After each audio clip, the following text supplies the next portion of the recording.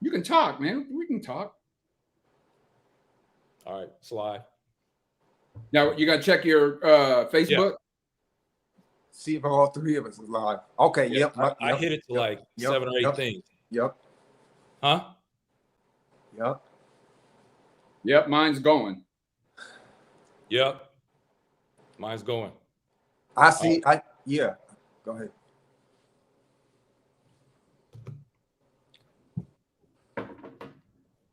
I see the view button. You see the views?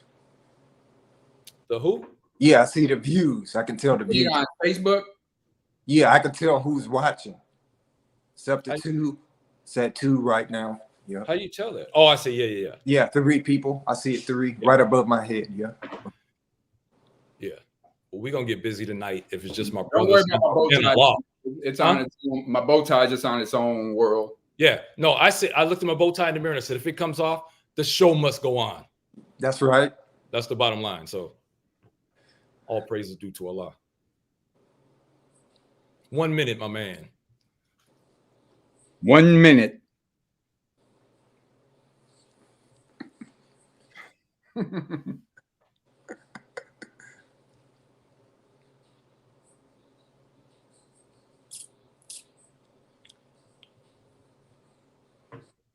already got that heart.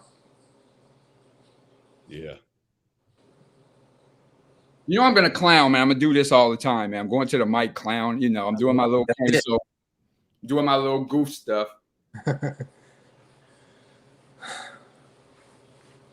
You know what? I'm looking at Facebook and the words are coming on the screen. I've seen when them. you say something. Wow.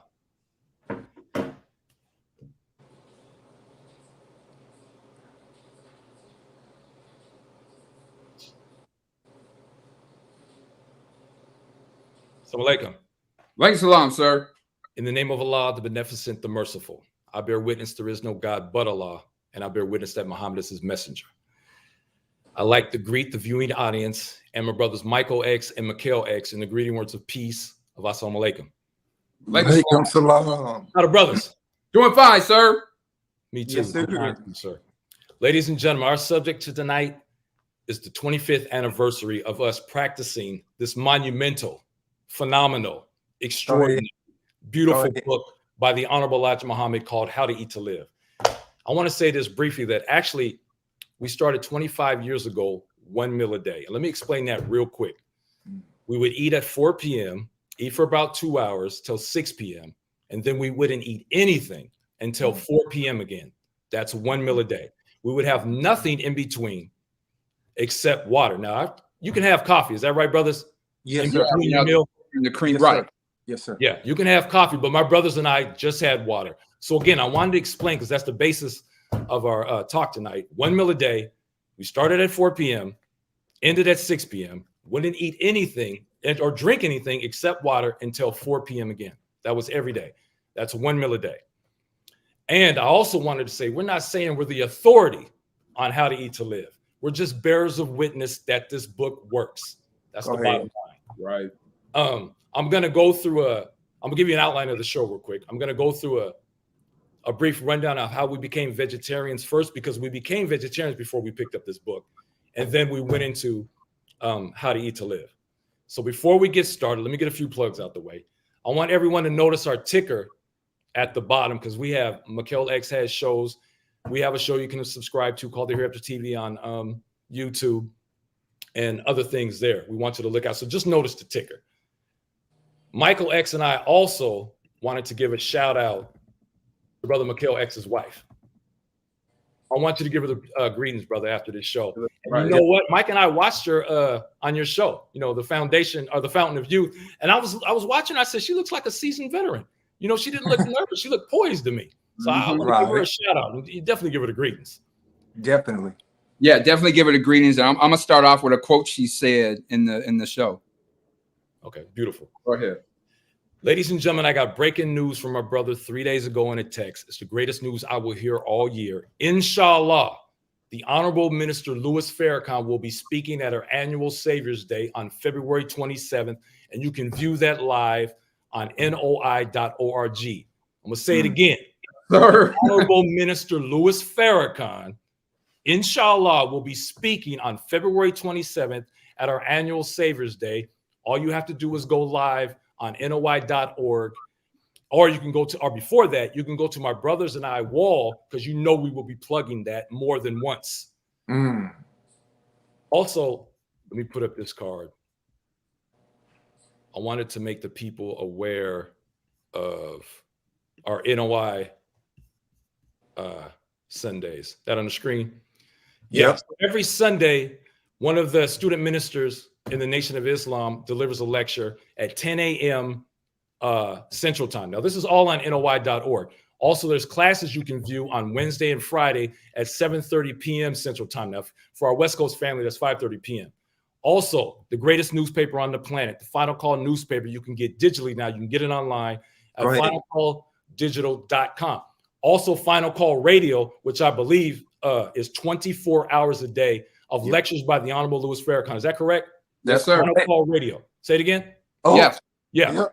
And also to purchase this book and other books by the Honorable Elijah Muhammad and the minister, you can get DVDs, you can get everything basically at store.finalcall.com. We definitely had to get that. Also, the Juma is Friday. Oh, that's right. I forgot. It's right here written. Yep. That's right. Juma is Friday, 1 p.m. Central Time. You can view that NOI.org. Now, you know how sometimes the minister, you know, he does a lecture, he does his greetings. Go ahead. Then he does his thank yous. Go ahead. He says, let's get down to business. Go ahead. Ladies and gentlemen, let's get down to business. Like I said, I'm going to give you a brief history of how we became vegetarians. And I'm going to start it off with a cute little story. My aunt told me this a few years ago. And it's about me. I want to say I was about 4 years old, but I have no recollection of this at all. But she just told me this recently. She said sometimes when meat was served for dinner, I wouldn't eat it. Now I'm 4 years old. So I refused to eat the meat sometimes. And they would ask me why. And I would say the meat was dirty. That was my excuse, that the meat was dirty. But I thought that was interesting because only 15 short years later, I would make a conscious decision to become a vegetarian. Maybe I knew instinctively. I don't know about this. I don't know. Go ahead. In You weren't buying the groceries. That's all. That's okay, man. You weren't buying them, so you had to eat what they gave you. Go ahead. So in 1977, the Philadelphia 76ers played the Portland Trail Blazers in the NBA Finals. Of course, Michael X and I were going for Dr. J. He was on the Sixers. He lost the championship.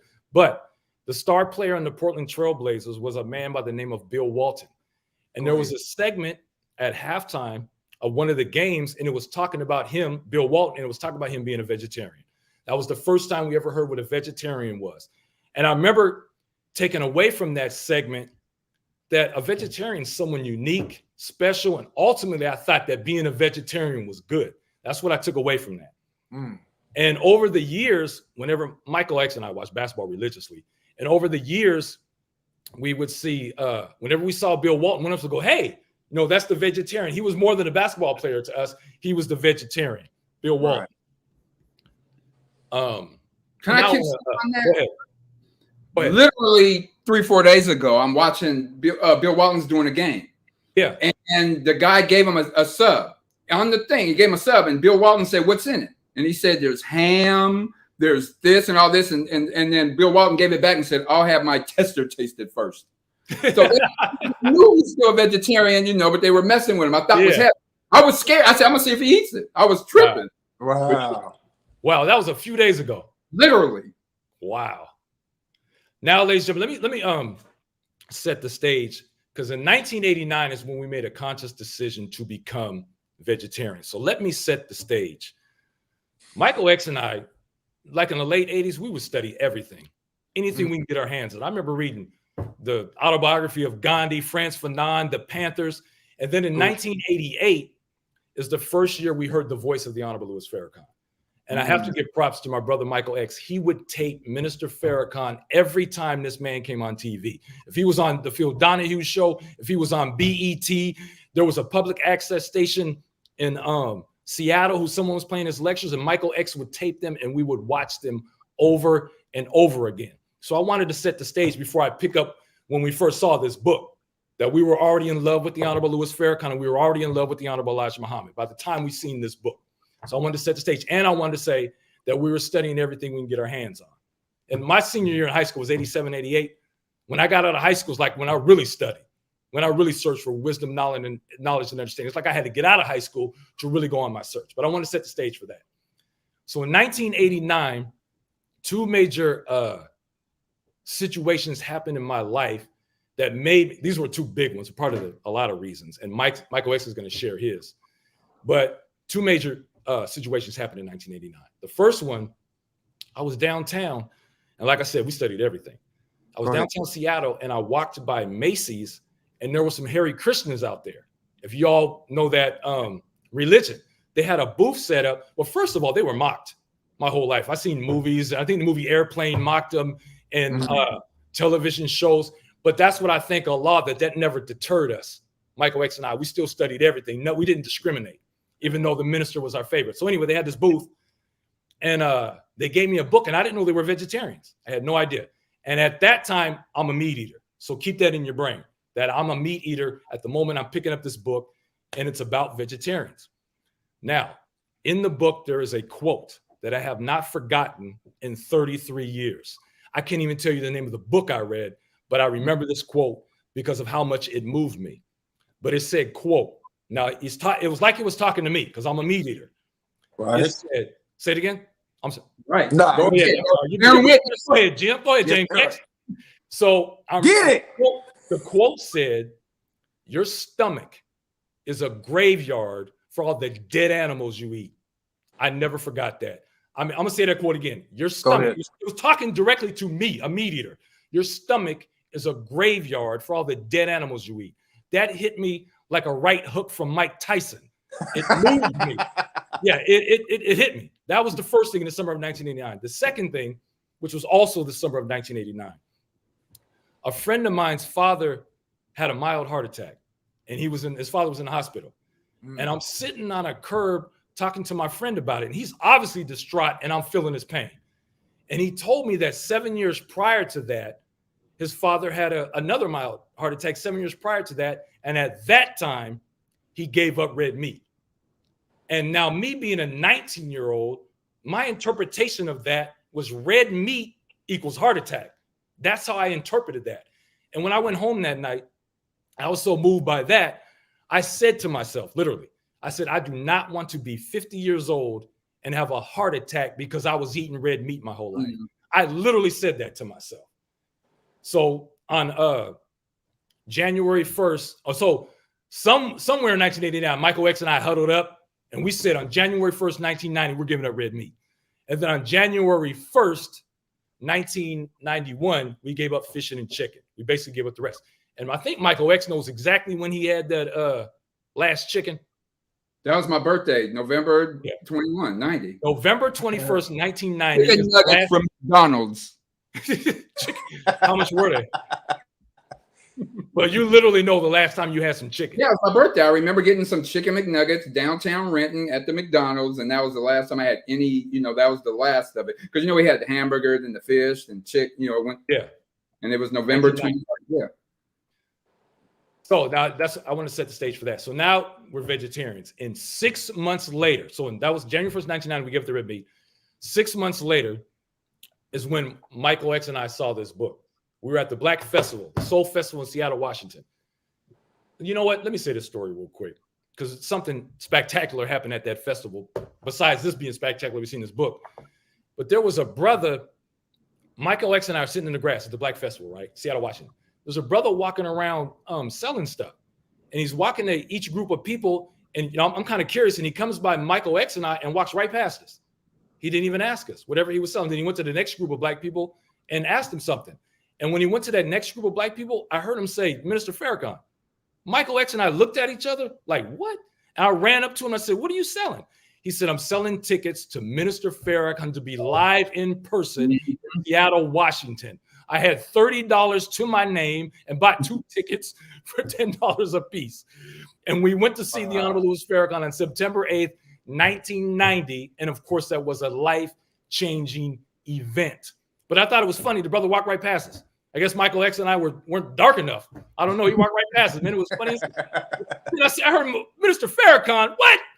I ran to that man and got them tickets. But all praise is due to Allah. Now, Right. so Michael X and I started walking around. This is still the 1990 Black Festival. And I saw a brother with a booth, and he had this book. And I remember vividly 3 things that I can remember from that moment. The first one was when I saw the name Elijah Muhammad, I already knew this book was the truth.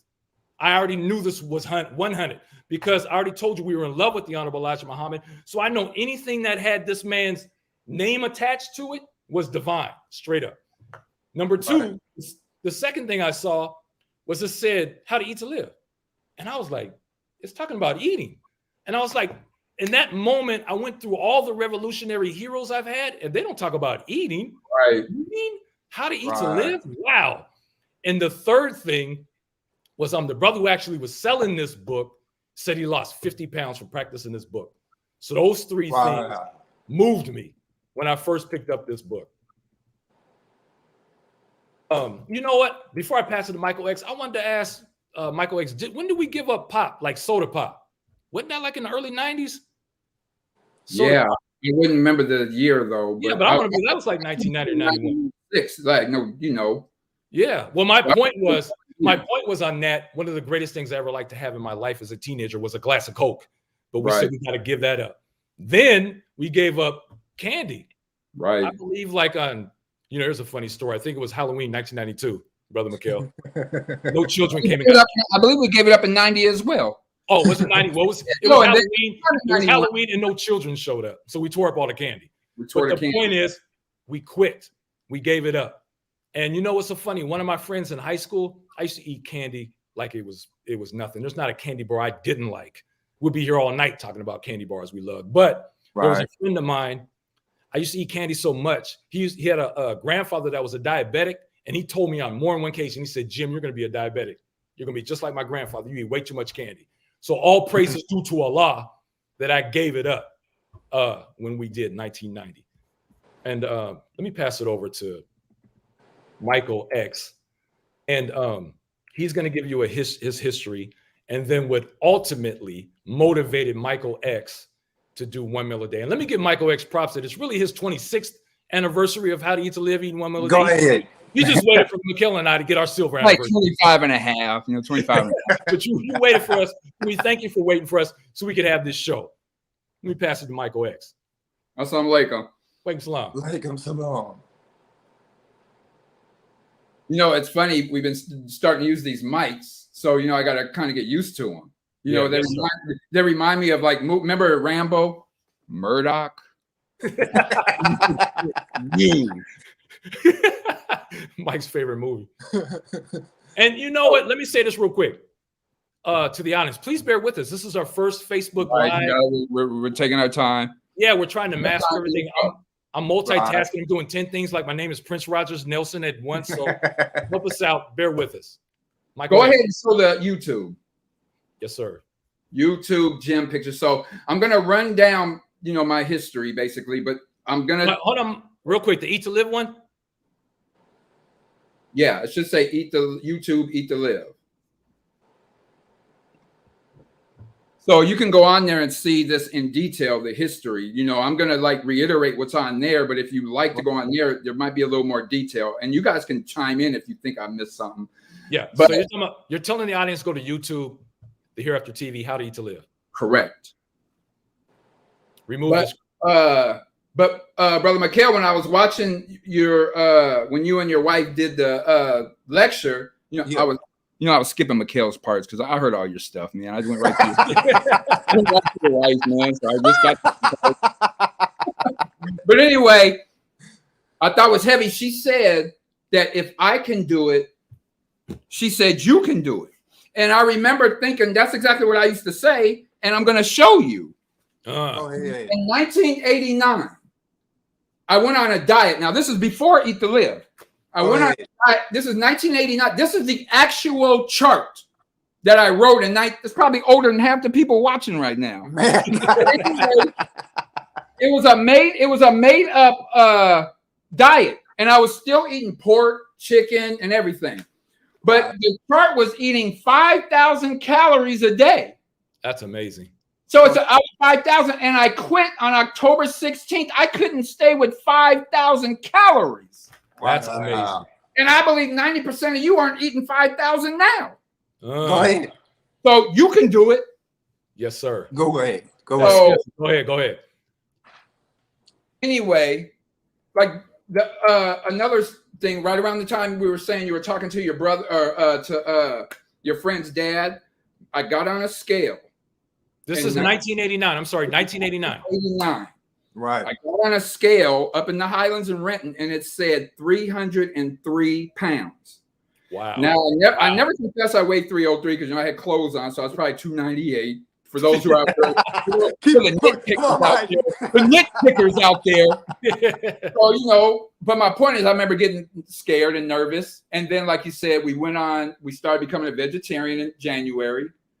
You know what? You can show the other picture. Show the Mike big one. Yes, sir. And in this picture, I believe I weighed somewhere around 285 to 290. And I'm 6'3" 3/4 inches. And wow. that was 1990. So that's probably the heaviest. That's probably the heaviest picture I have of myself.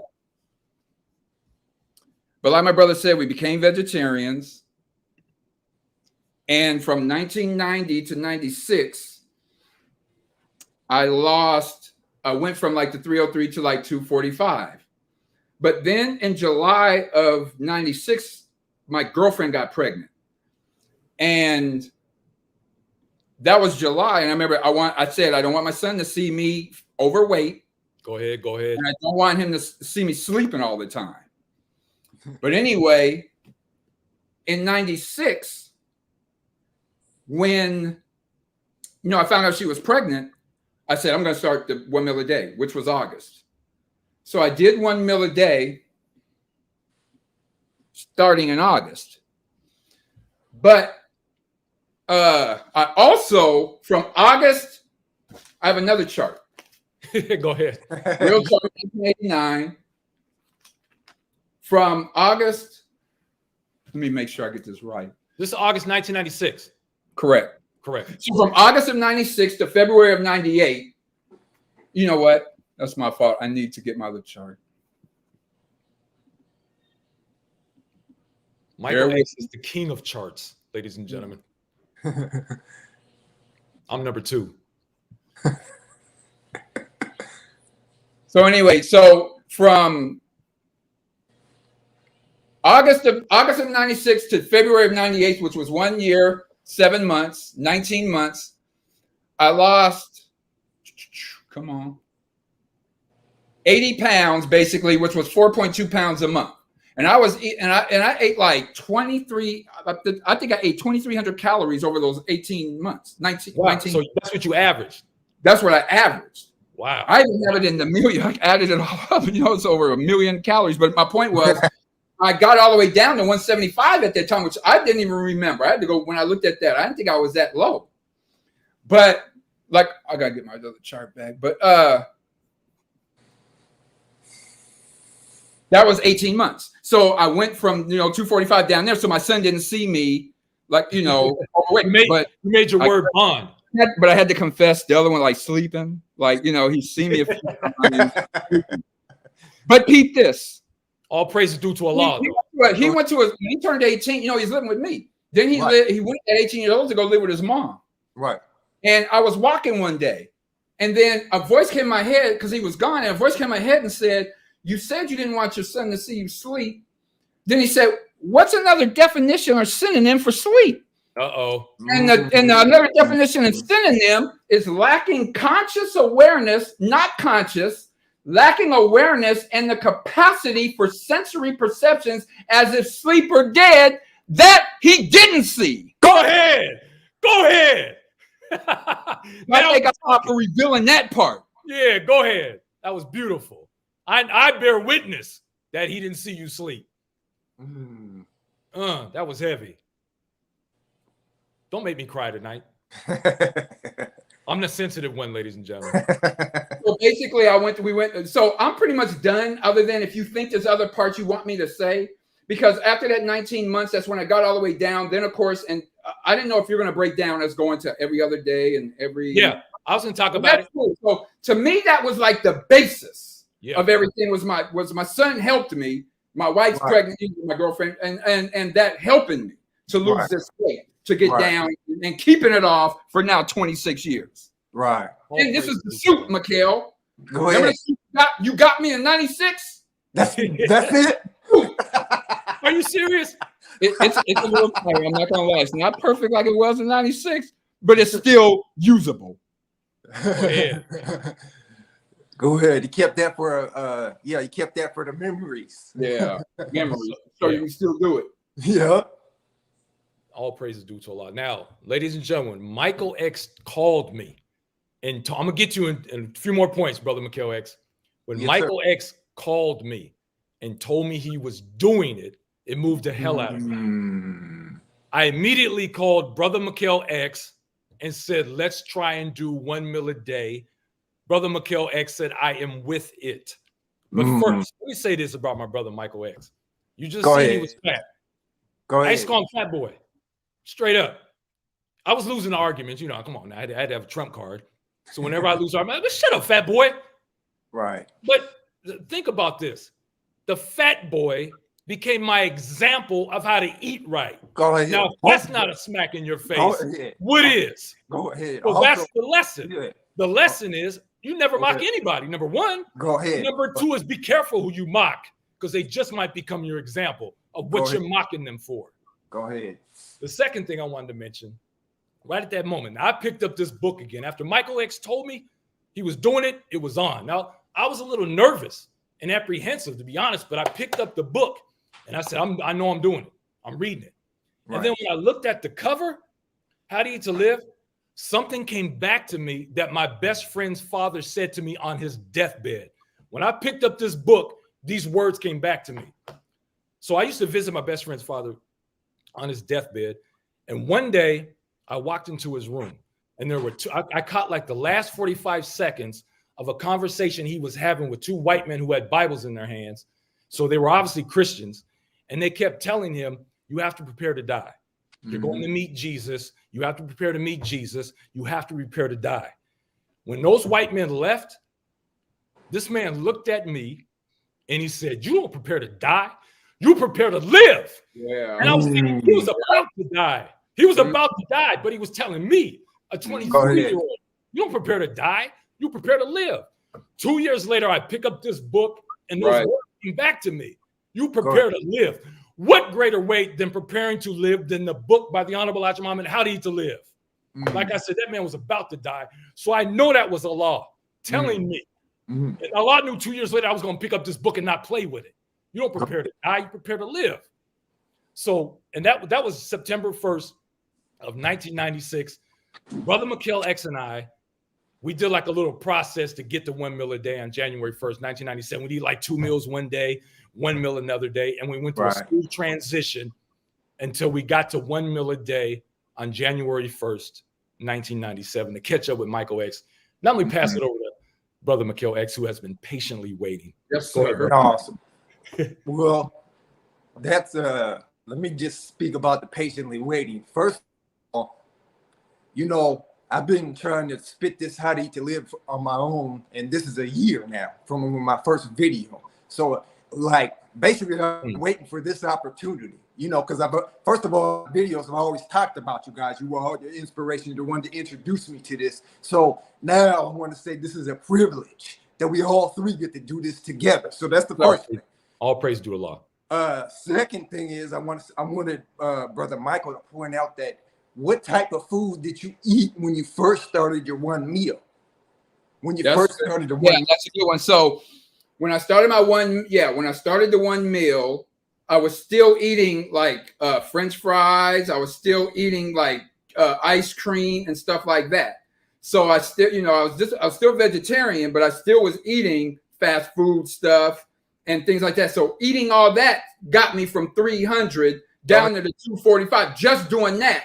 Go ahead. So I mean, basically that last part that you said, that's the important part I wanted people to pay attention to. Right. So, and as that relates to how to eat to live, he basically says in the book, now, of course, he teaches us that he tells us the best foods. You want to eat the best foods, but he says even it does not matter what you eat in your one meal. Long as you eat the one meal, you'll still see results. Yes, sir. So you know what? At 80.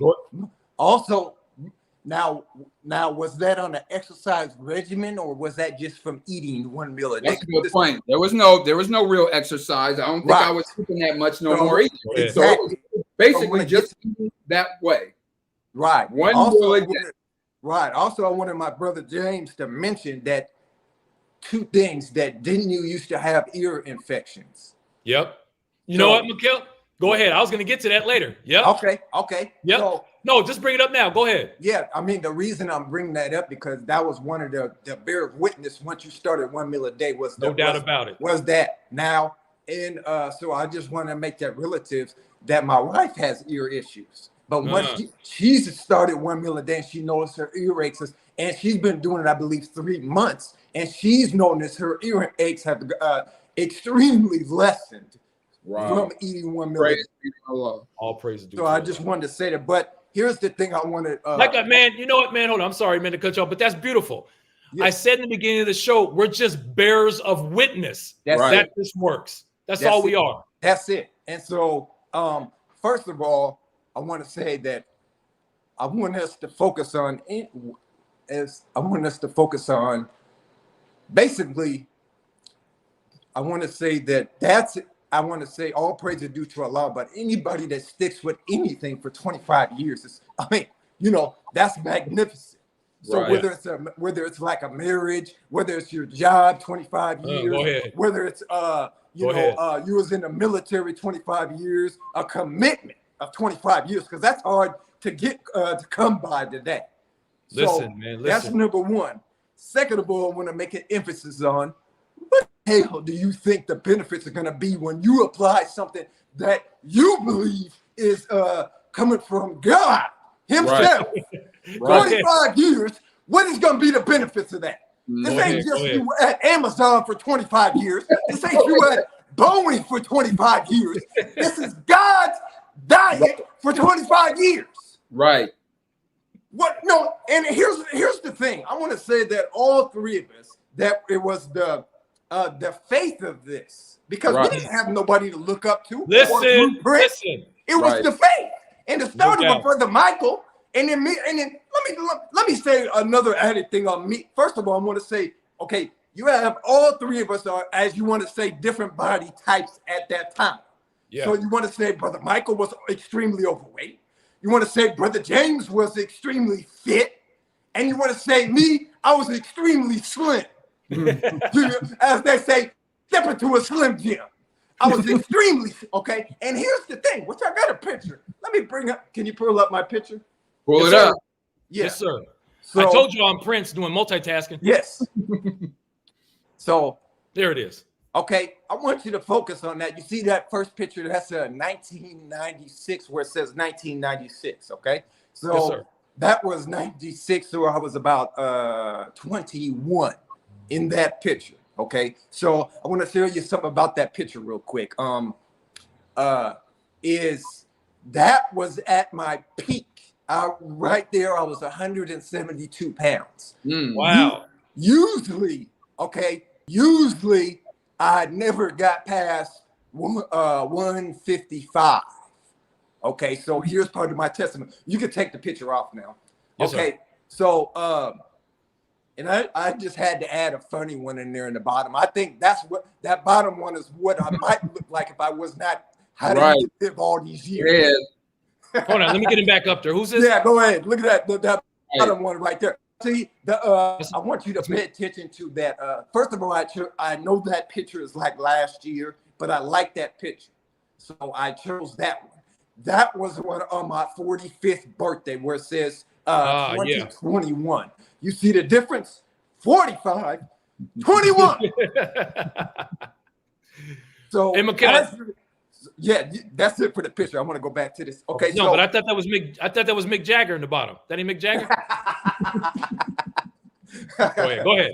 Man, so You know what? And I wanted to say, okay, I'm sorry, but I forgot to say we're talking about the benefits too. You know where you're getting to that, right? The benefits of how I'm you need to live. So Michael X, you're next. But Right. Go ahead. So first thing is I want to say here's where the faith came in, okay, is, me, okay, no, I didn't, as you want to say, I didn't, my problem wasn't overweightness. No, it was not. But I did have a weight problem. I couldn't wait to eat. That was my weight problem. So, and, as it's basically stress, you know what I'm saying? Stress, low self-esteem. Just to be honest with you, those are a lot of issues that we're really doing when we're overeating. No doubt. Go ahead. So, a lot. And what's our motive for eating is because of the stress that we're dealing with. So, for instance, you might be broke up in a relationship. So I'm going to go grab a Snicker bar or some ice cream. You know what I'm saying? A loved one died. You know what I'm saying? I lost my job. You know what I mean? My husband or wife cheated on me. You know what I'm saying? So you go to the food, as they say, comfort food. Okay, so that was me. You know what I'm saying? First of all, like I mentioned before, is being biracial. You know what I'm saying? So, and not knowing my dad. My dad was dead. I didn't. I only can go by what my mother told me in a picture that I remember when I was 4. Seeing him.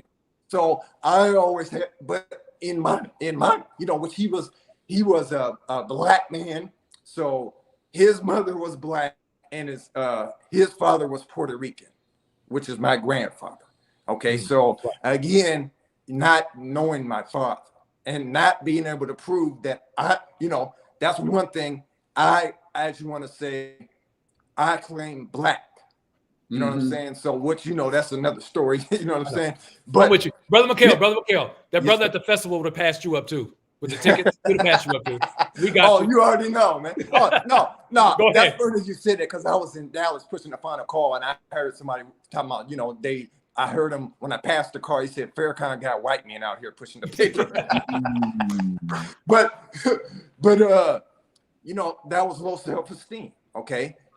Being in the foster care situation, low self-esteem, you know what I mean? And then being skinny. Once I hit about 14, I had as you want to say, a growth spurt, and I was like real skinny. I was probably at, you talking about close to the same height, anywhere between 5'9" and 5'11". I remember being 120 pounds. So that's like almost 30 pounds less than I am now. So, but then the Honorable Elijah Muhammad talks about that. So, eating too much and too fast, and you'll be skinny. So I know that was me. But all those reasons, stressing. But here's where the testimony comes in. Is like you see that picture, I was at my peak, 172. So I remember I was just getting tired of being skinny and tired of being called skinny. That would affected me mentally, So I remember going to a workout trainer, and he gave me like a program, eating 5 times a day and working out. So I stuck with that like 2 months probably. And in let's see, within 2 months, I gained 7 pounds. So I was at my peak. But then that's when you guys introduced to me how to eat to live. Immediately. Now remember, I felt, as you want to say, I was on cloud 9 because I felt I was good. I wasn't skinny no more. 172. Oh, listen. You see what I'm saying? Yes, so, sir. but when you said 1 meal a day, immediately I said, this is the way to do it. And here's the thing. I gave up, as you want to say, my vanity reasons and belief in the world's diet and said it's 1 meal a day. And I knew you was going to lose weight. I knew that. The book said that you would lose it, but then gain it back. So I knew we would have to go through that transition. So I'm saying I gave that up. I want to say to my brother James too. Brother James, he was fit. I knew you was fit, bro. What when you started 1 minute a day, you was like at 185, weren't you? I got the weight, and that's exactly right. Right. Wow. You was fit. So again, you gave that up. Listen. And went into that transition in that within the first couple months or whatever, you dropped to 155. I probably dropped to, I don't even know, I might not have been 130. You know what, Brother Mikhail? Yeah. X, your memory's better than mine. I have 185 written on here on my piece of paper tonight and 155. You know about me more than I do. Go ahead. So I'm just saying, these are, first of all, that's what a Muslim does. He submits his will to do the will of Allah. Brother Mikhail X, say that again. A Muslim he submits his will. Now, just look at the concept of submit. I'm gonna give a simple one. You submit, okay? So when the teacher says, I need you to submit your assignments, and you give him the assignments. So you're giving up your will to do the will of Allah. Because I know people will say, the first thing that, I just really look at my hand like on Harlem Nights when you remember when he got his hand slammed in the piano and somebody else was about to get the same treatment. He just looks at my hand. But when I see people ask the question, can you still be buff eating one meal a day? I said, you're not ready to give it up. When just you with that concept, worried about that, you're not ready to give it up. That's heavy. So, but those are the points I want to focus on, as you want to say. But as the benefits, I want to say endurance. Now, some of y'all know, my brother gave me this title with that business card back in the day, the hardest working man in the Northwest. So I can tell you for over 15 years, I probably averaged 60 hours a block, average at least 6.5 days a week. So clarify that with the Final Call newspaper in the city. Yes, hitting the block with the Final Call newspapers, whether it's Final Call newspapers, bean pies, incense, oils, my brother's rap CDs, Mr. Farrakhan DVDs. You know what I'm saying? Let me interject real quick, Brother Mikhail. Yes, sir. Let me say this about, I'm gonna give props to my brothers and myself. This is about 20 years ago. Were we on that block in MLK and Rainier every day, all day? Absolutely. All day, pushing the Final Call newspaper. Absolutely. I'm gonna prove my point. I'm gonna prove it. A brother came to our city. He was from Florida. Now he never saw us. He came to our city, asked a random black person, where can I get the Final Call newspaper? Go ahead. That person told him, if you go down there, this is the city of Seattle. He said without fail. Oh, yeah. I was getting there. The person told him, go down to MLK and Rainier, and without fail, correct, there will be 3 black men out there with the Final Call newspaper. He drove straight from when he talked to that person, went around the corner, and there I was with the Final Call newspaper and my brothers. Go ahead. That's backing you up what you just said, Brother McCall. Go ahead. So that's a word of advice to the FOI watching. Go ahead.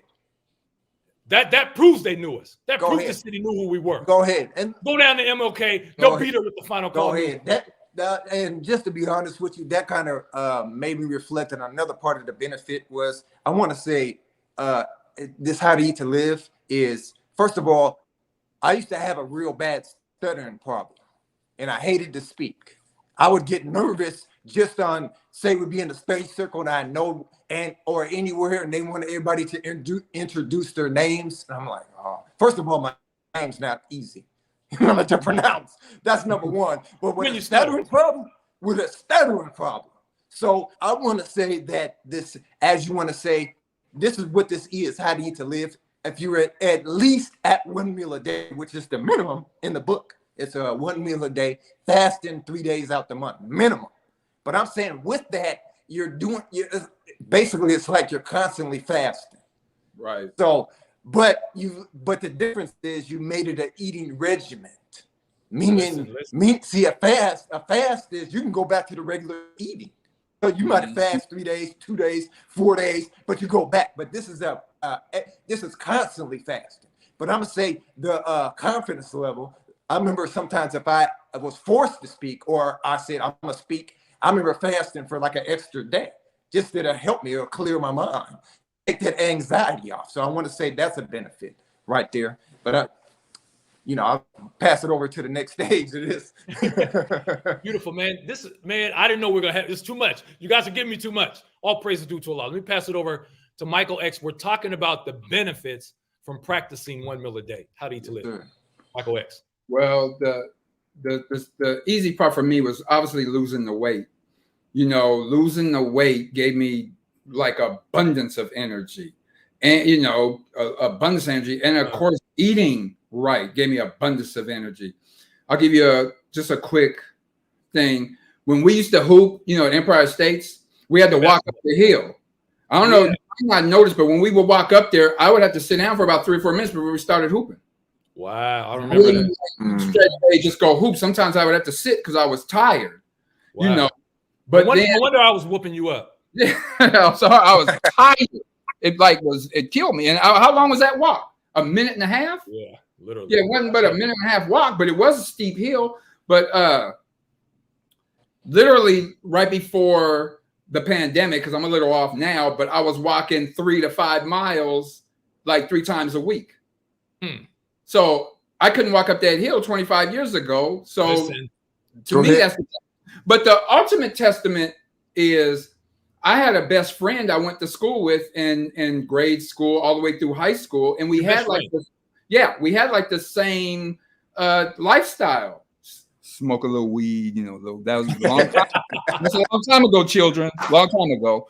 But we 100. Smoke. We used to eat whatever, but we were around the same weight. I was a little taller than him, but he was weighing 300. But my point is, then I changed my lifestyle. He pretty much stayed the same, and he died at 41 years old. Wow. So I always look at that like, what if I just stayed the course? Listen, would I be? Go ahead. So to me, the weight loss and the energy it's given me, and I don't even believe I'd probably be with him. I probably would have died in my 40s if we had the same lifestyle and doing the same type. So, did I have one more here? All praise is due to Allah. Bottom line.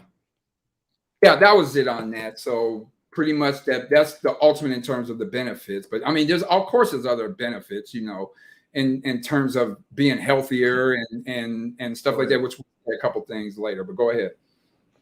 Now, the Honorable Elijah Muhammad says in the book, How to Eat to Live, when you practice 1 meal a day, you will notice changes in 30 days. Go ahead. In about 30 days, I started to notice changes. It's crazy. I was not conscious of the Honorable Elijah Muhammad saying that you'll notice the changes, but it shook me when the changes happened to me. Go ahead. The first one, I walked by my mirror one day and I looked at my face and it was clean. It was like all the impurities had gone out of my face. I absolutely noticed the change. Like I said, the Honorable Elijah Muhammad said you would notice the changes. It wasn't conscious on my mind, but when I passed that mirror, I saw a change. Go ahead. Michael X alluded to my ear infection. That was gone. And speaking of ears, I put some headphones on one day. I love music, listen to music all the time. And I was listening. It was different, put it like that. My hearing was different. It's like I had some built-in beats by Dr. Dre before they came out, ladies and gentlemen. Go ahead. My hearing was different. I noticed it. Go ahead. I was cleaning my house one day, meticulously. I always clean my house. I caught myself. Like, what the hell am I? Am I a maid? What am I doing? I caught myself cleaning my house 1,000 times better than I ever did. It had to be How to Eat to Live. What was changing? I used to lift weights all the time. Go ahead. I'd say about 8 years straight before I did How to Eat to Live. My max on a bench was 245. I weighed 185, like Brother McKellick said. I can never get past 245. I don't know why. Go ahead. Then I practiced How to Eat to Live. Go ahead. After about a year and a half of How to Eat to Live, I know I didn't check my max. Go ahead. Michael X actually spotted me. I said, I'm going to try my max. Yeah. It's about a year and a half after practicing How to Eat to Live. Go ahead. I said, put 245 in there. I bench pressed 245 like it was easy. It shook me. I said, what the hell? I said, Michael X, put 300 pounds on there. Yes, sir. I bench pressed 300 pounds. I bear witness. No, not only did Michael X bear witness, Mikhail, he ran around the gym like I was Lou Ferrigno, Lee Haney, somebody. That's how much he bear witness. But I'm trying to tell people, this world, 245. How to Eat to Live, 300 pounds. And I don't even know what the ceiling was because I stopped lifting weights when we joined the Nation of Islam. Go ahead. We just exercised at the house without weights. So I don't know what the ceiling could have been. Go ahead. I just know 245 in this world, Go ahead. 300 Go ahead. and counting with How to Eat to Live. Go ahead. I noticed real quick my mental, spiritual, sharper, real quick. Sir. Yes, sir. And I want to say this to the people watching. My brothers and I are only comparing ourselves to our old selves. We're not comparing ourselves to anybody else. Go ahead. So I'm just saying, when I'm saying I'm sharper mentally and spiritually, I'm comparing myself to that old self before How to Eat to Live. I noticed that I was quicker. I was like, go ahead. All praise due to Allah. And the best one, my moral character. Right. Go ahead. I mean, I noticed me. I always thought I was a nice guy. You know what I'm saying? But I was like, Eat to Live took me to another level. And the restrictive laws of the Nation of Islam, we knew. I might want to do a show on that later. Took us to an even further level. But that How to Eat to Live took my moral character to another level. How to Eat to Live. And the Honorable Elijah Muhammad said, for every physical law, there is a spiritual law. Right. So if we're cleaning it up physically, look for the spiritual law, and vice versa. So all praise is due to Allah. Right. Ladies and gentlemen. Hold on.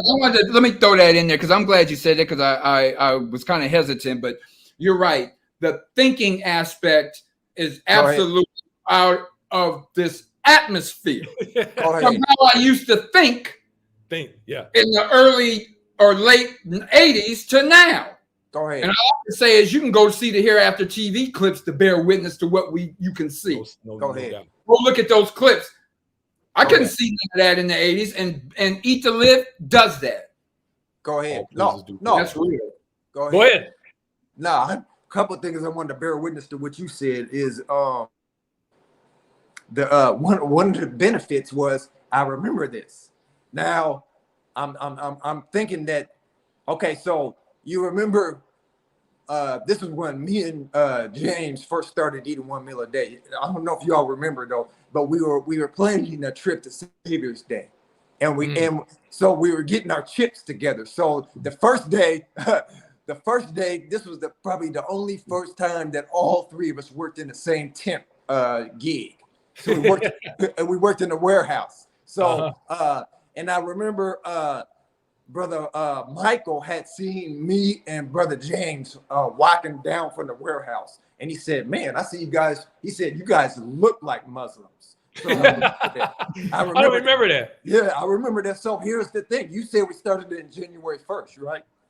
So I believe it would, I'm guessing it would have probably been in either January or the beginning of February because we were working on getting I believe it was in January because I remember after that, you guys did the phone books to get your chips. I remember that. So I remember that was one thing, the way we looked. You said that. Yeah. Don't tell people how broke I was back in 97, brother. Go ahead. Go ahead. I'm going to say this, though. I never said this to you guys, though. There was a one time that I believe we weren't.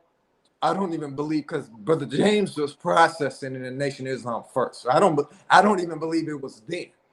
So we had went to a Friday study class, and it was at Brother Daniel's house. We had the study class.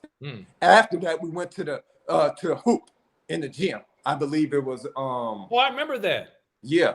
Playing basketball. No, check this out, bro. I seen you guys, and I'm like, damn. There's something about your face that's different. And you were glowing. No, I never told you this, but I'm putting the piece together because people said it to me before. So I said, I know you were glowing, and guess what? It was right after a Friday study class. So not only eat to live, but that knowledge that was going into you made you shine. So I'm saying, as the scripture says, you can't put new wine in the old wineskin, lest the wineskin break. But I'm trying to say this: How to Eat to Live gives you that new wine skin. It gives you the new wine skin to be able to. So I'm bearing witness to what you said. The thinking here. Let me just add this too. Okay, first of all, just deciding to eat how God wants you to eat is a certain thinking by itself. You committing yourself. That's number one. Because I'm gonna say that people will say, well, it's not just a diet. You know what I'm saying? you know, you can eat healthy, but if you ain't thinking right. But here's the thing. First of all, what does it say? 25 years of how to eat to live since 1 meal a day. So what kind of thinking does that take by itself? Consistently. You see what I'm saying? So plus, I want to say, when the Honorable Elijah, one reason he brought that up in the book, he said one reason that he said pertaining to the thinking that it can't just be eating right is because he said, some of y'all write me saying that I don't see results from how to eat to live. And he said, that's because you're thinking the wrong thoughts. Well, first of all, I want to say all praise is due to Allah. Since the Honorable Mr. Louis Farrakhan is in the seat right now of the Honorable Elijah Muhammad, I can bear witness that none of us have written a letter to Minister Farrakhan and saying the results didn't work. Yes, sir. So again, some people try to hide behind that. And because I'm gonna just be honest with you, it's excuses because you haven't applied the discipline. So you wanna downgrade those that have, and the results are in front of you. Wow. Yeah. So I want to point that out. So what kind of thinking does it do? Plus, I want to say this: since Eat to Live, I have to take it to Eat to Live. That I've only noticed this of all these years of Eat to Live is so many, as you want to say, premonition thoughts that I don't even know where they're coming from. But then I'll be thinking of somebody in either the same day or the next day or the next hours. I run into that human being. Yes, sir. So then I realized why I was thinking about that. But again, I didn't experience this. That happens all the time. Right. And I didn't experience this before Eat to Live. So I recollect this. First of all, it's the teachings in general, because again, you have to have a certain kind of thinking to be able to stick with it. That's so real. I just wanted to add that to the beer. And then, like you said, the thinking facts. First of all, when like all these in the last year, all my shows I mentioned you guys, and I don't want nobody to take that lightly. That's how much this I'm constantly thinking of. First of all, I love y'all, and I know you love me. I love you too, my brother. You know what I'm saying? But the spiritual aspect, you know what I'm saying? I always think, okay, certain traits that you all have. First of all, determination, willpower, and as you want to say, I'll say like all this through opposition, on purpose opposition. So I'm saying being around you, that does something to you. Give an example. As I remember my wife said, when you make up your mind to do something, you don't make excuses on trying to complete that. So I'm saying, all praise is due to Allah. That's a trait that I received from you. Mine's small compared to y'all. You know what I'm saying? But I'm saying that's what, as you want to say, this is just bigger than that. As you say, keeping your traits is not only kept to yourself; they spread, and that's what we're supposed to do, is duplicate ourselves. So I'm gonna say, this is the whole bear of witnesses is how to eat to live, and that's just one small aspect, because that you all inspired to do it, and then that helps to have disciplined people around you to strengthen you. So I wanted to add that in there. Yes, sir. Yeah. Well, speaking of opposition, when we started this, we had nothing but opposition. Right. Bottom line. And I dare any of those people come in and comment now, 25 years later. Say something. Say what you said to us in front of our face right now, live on Facebook. Go ahead. If you're bad enough to do that now. Where the hell are they? Yeah. You ain't coming in here. What can you say? What the hell can you say? Nothing. I remember. Do you remember we had a FOI outing one day? And remember, it was an eat day. It was an eat day, and a couple of the brothers knew it was our eat day, and they kept telling us, "You guys should go home and go eat since it's your eat day." And we said, "No, we're fellowshipping with the brothers." Did we not eat till midnight that night? Go ahead. Like 1 in the morning. Oh, at midnight, after midnight? 1 in the morning. Go ahead, bro. Look, I bring these examples up to my wife so it will help to her through her opposition that she has to do. You know what I'm saying, to deal with. So absolutely, I ain't forgot. We ain't forgot that. Trust me. The point is, they're on Facebook. They can comment Go right ahead, now. Go ahead. You know what's funny? I just thought of when we went to, I don't know if you brothers remember, when we went to our first Savior's Day in 1999 as registered members of the Nation of Islam, we walked into a bookstore and a brother asked us, how long have you guys been in? And we said, this is our first Savior's Day. He looked at us and said, you guys look like 20-year veterans. Whoa, it was our first Savior's Day. You brothers look like 20-year veterans. Well, we should tell the people we were doing Eat to Live 2 to 3 years before we were in the nation. Right. So we're eating every other day before we join the nation. That's a good point. We ate. Yeah, we started How I Eat to Live before we joined the Nation of Islam. Good point. Go ahead. Ladies and gentlemen, now let me set this next section off. These are going to be quotes from the Honorable Elijah Muhammad and How to Eat to Live. So let me make this perfectly clear. This is not us talking no more. This is the messenger of Allah talking in this book, How to Eat to Live, our favorite quotes. Mikhail X. Hey, so right here, see, we're starting off. So we're starting off on right here. I got so here, this is the one I mentioned. Book 1, page 27.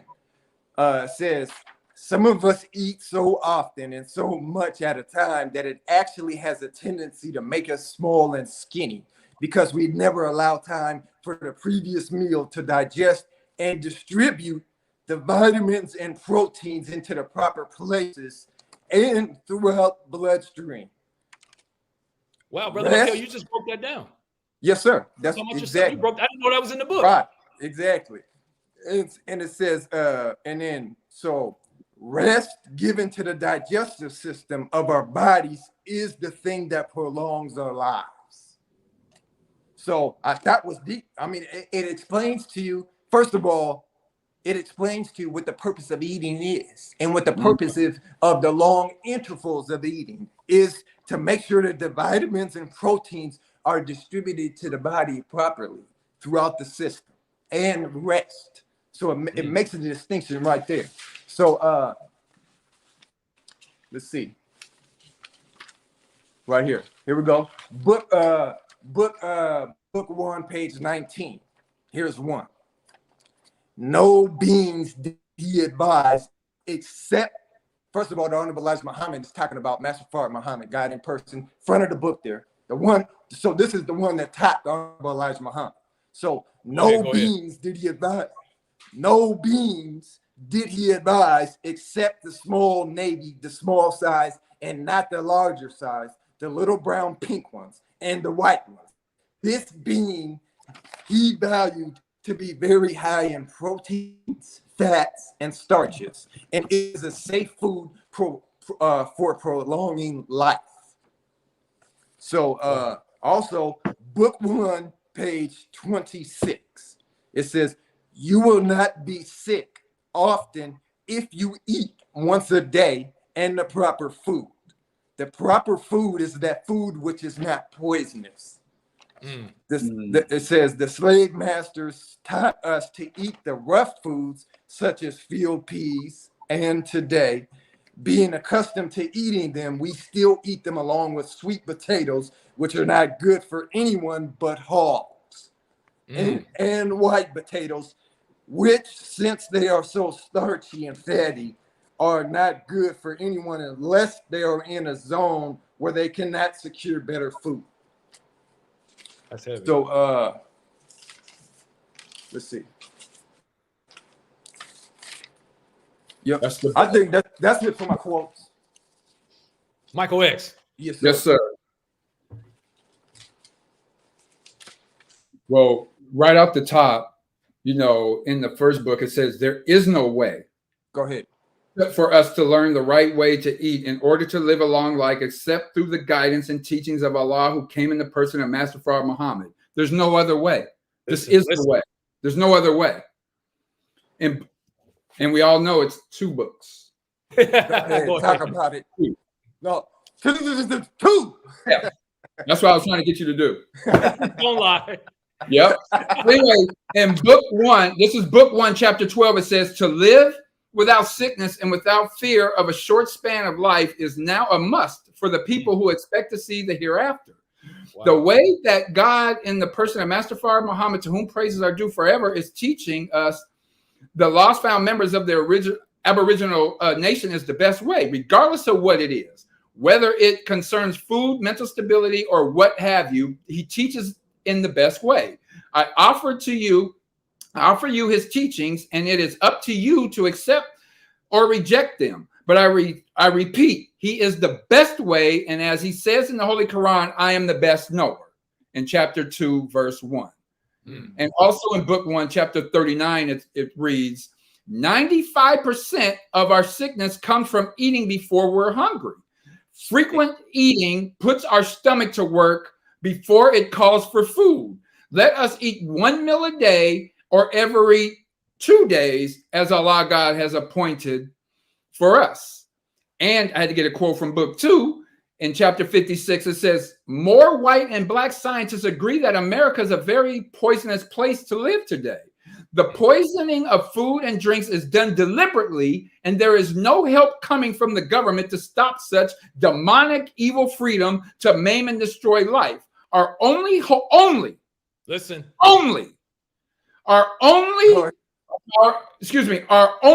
for survival is in Allah, who has power over the evil plans of the devil. That's he need to live. That's book 2. Go ahead. Wow. You done? Yeah. Favorite quotes. Well, Mike just took one of mine. I wrote that down, Mike, the 95%. That's funny. A quote. The Honorable Elijah Muhammad said, fasting is a greater cure for our ills, both mental and physical, than all of the drugs of the earth combined into 1 bottle or 1 billion bottles. He said fasting. Now, we have to look at this. Fasting helps your mental. How many people are depressed right now in the middle of a pandemic? Everybody's going through it. But fasting is better for your mental than all the drugs the doctor's giving you. Yeah. So don't eat. You don't have to go get a bottle of drugs. It said, I'm going to read the quote again. Fasting is a greater cure for our ills, both mental and physical, than all of the drugs of the earth combined into 1 bottle or 1 billion bottles. All you got to do is fast. Go ahead. Do something like God. You know what I'm saying? Instead of the devil giving you a drug in a bottle. Go ahead. Fasting. But I thought it was heavy that it said mental.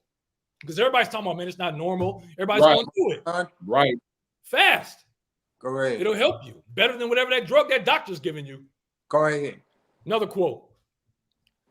The Honorable Elijah Muhammad said, no meat. You know what, Brother McKell, you had the page number and everything. I didn't write that. I thought that was funny. McKell's okay, page 19, paragraph 3. I'll put the chapters. So the Honorable Elijah Muhammad said, no meat. Listen, no meat is good for good health and longevity. We must stop eating meat gradually because actually meat is not by nature a food for human consumption. Meat is not by nature a food for human consumption. Go ahead. That's why Jimmy at 4 years old said the meat was dirty.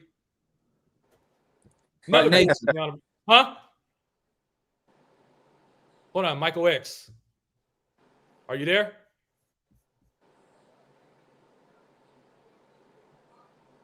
Okay. Are you there, McKell? Brother McKell? Yeah, I'm here. You might have said. You know what? Michael X just said his computer wasn't plugged in. He had everything else ready, Brother McKell, except his computer wasn't plugged in. The next quote. Let me read that quote again. No meat, because Brother McKell, let's be real. How many people think that meat is not made for man? You know what I'm saying? I know they're not fathoming that. Look, I'm going to bear witness real quick on that, because I read something. Like sometimes you'll see that you'll look into Google and say that they'll give you a benefit that you don't need meat. You know what I'm saying? But then another one, I literally read one today where it says, consequences basically for not eating meat is you're not going to get your protein, you're not going to get your protein and iron. Well, we just both said we ain't been eating meat for 25 plus years. Exactly. 25 plus years. Another quote. Well, the Honorable Elijah Muhammad said, the more idle our stomachs are, the longer they will last. Ladies and gentlemen, when you keep feeding your stomach, it's going to keep working. You know what I mean? It needs to rest. The longer your stomachs are idle, the longer they will last. I know people have to understand that because we're just eating at all times of the night. We don't care. And I believe it takes 12 hours to actually digest a meal. So let's be real. But on one meal a day, you're cool. You're perfect. Right. Eat at 4 p.m., get done around 6 p.m. or any 2 hours you can do. If you work at a certain point, do 6 p.m. to 8 p.m., but don't eat again until that 6 p.m. But that's more than enough time for that meal to digest. More than enough time. Right. Another quote. Oh, yeah, I see you. Hold on, let me add Brother Michael X. Okay, there we go. Back. Brother Michael, everything. The computer wasn't plugged in, so it died on me. Oh, Brother Michael, go ahead and fix your bow tie there real quick. Yes, sir. Another quote from the Honorable Elijah Muhammad. Our stomachs will not ask for food except at the time we make a habit of it putting food in them. Go ahead. To prove the point. Brothers, did we eat yesterday? No, sir. No, we ate yesterday. Yes, sir. We did it yesterday, yeah. We ate yesterday, right? Yes, sir. We're not hungry right now. No, sir. No, sir. We're eating tomorrow, right? Yes, sir. We'll be hungry around that eat time, right? Yes, sir. So it's proven the quote. Our stomachs are not asking for food right now. We have not ate nothing all day. Nothing but water. I want the audience to understand that. We're not hungry right now. Go ahead. Because we've trained our stomachs. Right. Go ahead. It proves the point. Why aren't we hungry? Go Mikhail, ahead. you ain't ate all day. How many people ate today? Go ahead. That's the point. We're not hungry. We're not even hungry because we trained our stomachs to eat at certain times. Go ahead. And days. We go days. Go ahead. Eating. Go ahead. Another quote from the Honorable Elijah Muhammad. The only way we can have life, keep life, and prolong life is by what we eat and how often we eat it. This is the way of life. Mm-hmm. It's what we eat and how often we eat it. How often we eat it. I think Brother Michael X alluded to earlier. Oh, I forgot. Yeah, when you start out, it basically doesn't matter what you eat. You should eat the proper foods, but even if the more important thing is to eat the 1 meal a day. That's the whole point. That's important for the foods. That's what I want to make clear. As long as you're doing that often, first, eating 1 meal a day, that's more important than the food. Of course, you want to eat the proper foods, but make sure you're practicing the 1 meal a day. That's number one. Right. Can I add something? I wanted to add something to your bear witness real quick. You said, like you said, the book says it does not matter what you eat. I mean, you'll still see results, right? Now, here's my thing. I'm saying, because I hear many people say that my Chick-fil-A, I have to have my McDonald's, I have to have this, I have to have this. My thing is, first, how about you start out at 1 meal? Because eventually you're going to start being more conscious. You're going to be like, hold up, man, I'm doing 1 meal a day. It don't make sense for me to eat all this crap food. Eventually I'll transition to the better foods. But if you just focus on the 1 meal first, that'll get you in the door. Even if you so-called feel that you can't give up, even if you feel that you can't give up those bad foods right off the bat. Because I'm saying, but my brother Michael bear witness to that. McDonald's. Right. Go ahead. I'm done with the quote, so I just wanted to reiterate to the people that you can go get this book, How to Eat to Live, at store.finalcall.com and purchase your copy. And like Brother Michael X said, there's not one book, 2 books. Go ahead. Store.finalcall.com. You know what? Let's get into some scriptures. I don't have no scripture. I got just the fasting. Yes, sir. Brother Michael X, you got some scriptures? Yeah. Oh, yes, sir. I got some scripture. So I just have a couple. We'll start at the Bible, and this is going to be the New Revised Standard Version. So it's going to be Psalms 35:13. It says, "But as for me, when they were sick, I wore sackcloth. I afflicted myself with fasting. I prayed with head bowed on my bosom." Okay, fasting. I want to go to Ezra 8:21. Then I proclaimed the fast there at the river Ahava, that we might deny ourselves before before ours God, to seek from him a safe journey for ourselves, our children, all our possessions. Keyword, he said fast and deny ourselves. That's what you're doing when you're fasting. You're denying ourselves. Go ahead. So then Psalm 69:10, when I humbled my soul with fasting, they insulted me for doing so. I know we experienced that, being insulted for eating how to eat to live. Go ahead. And it does not stop. It has not stopped. Right. Here goes the Holy Quran, titled "The Cow," 183. Oh, who believe, fasting is prescribed to you as it was prescribed to those before you, that ye may learn self-restraint. Cow, another Quran, Holy Quran titled Cow, 184. Fasting for a fixed number of days, but if any of you is ill or on a journey, that prescribed the prescribed number should be made up. They're talking about like Ramadan example, from days later. For those who can't do it with hardship, is a ransom, defeated of one that is indigent.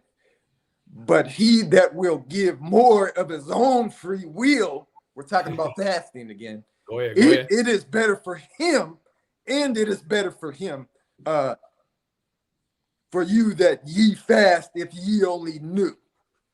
So, Right. other one, if you only knew. if you only knew.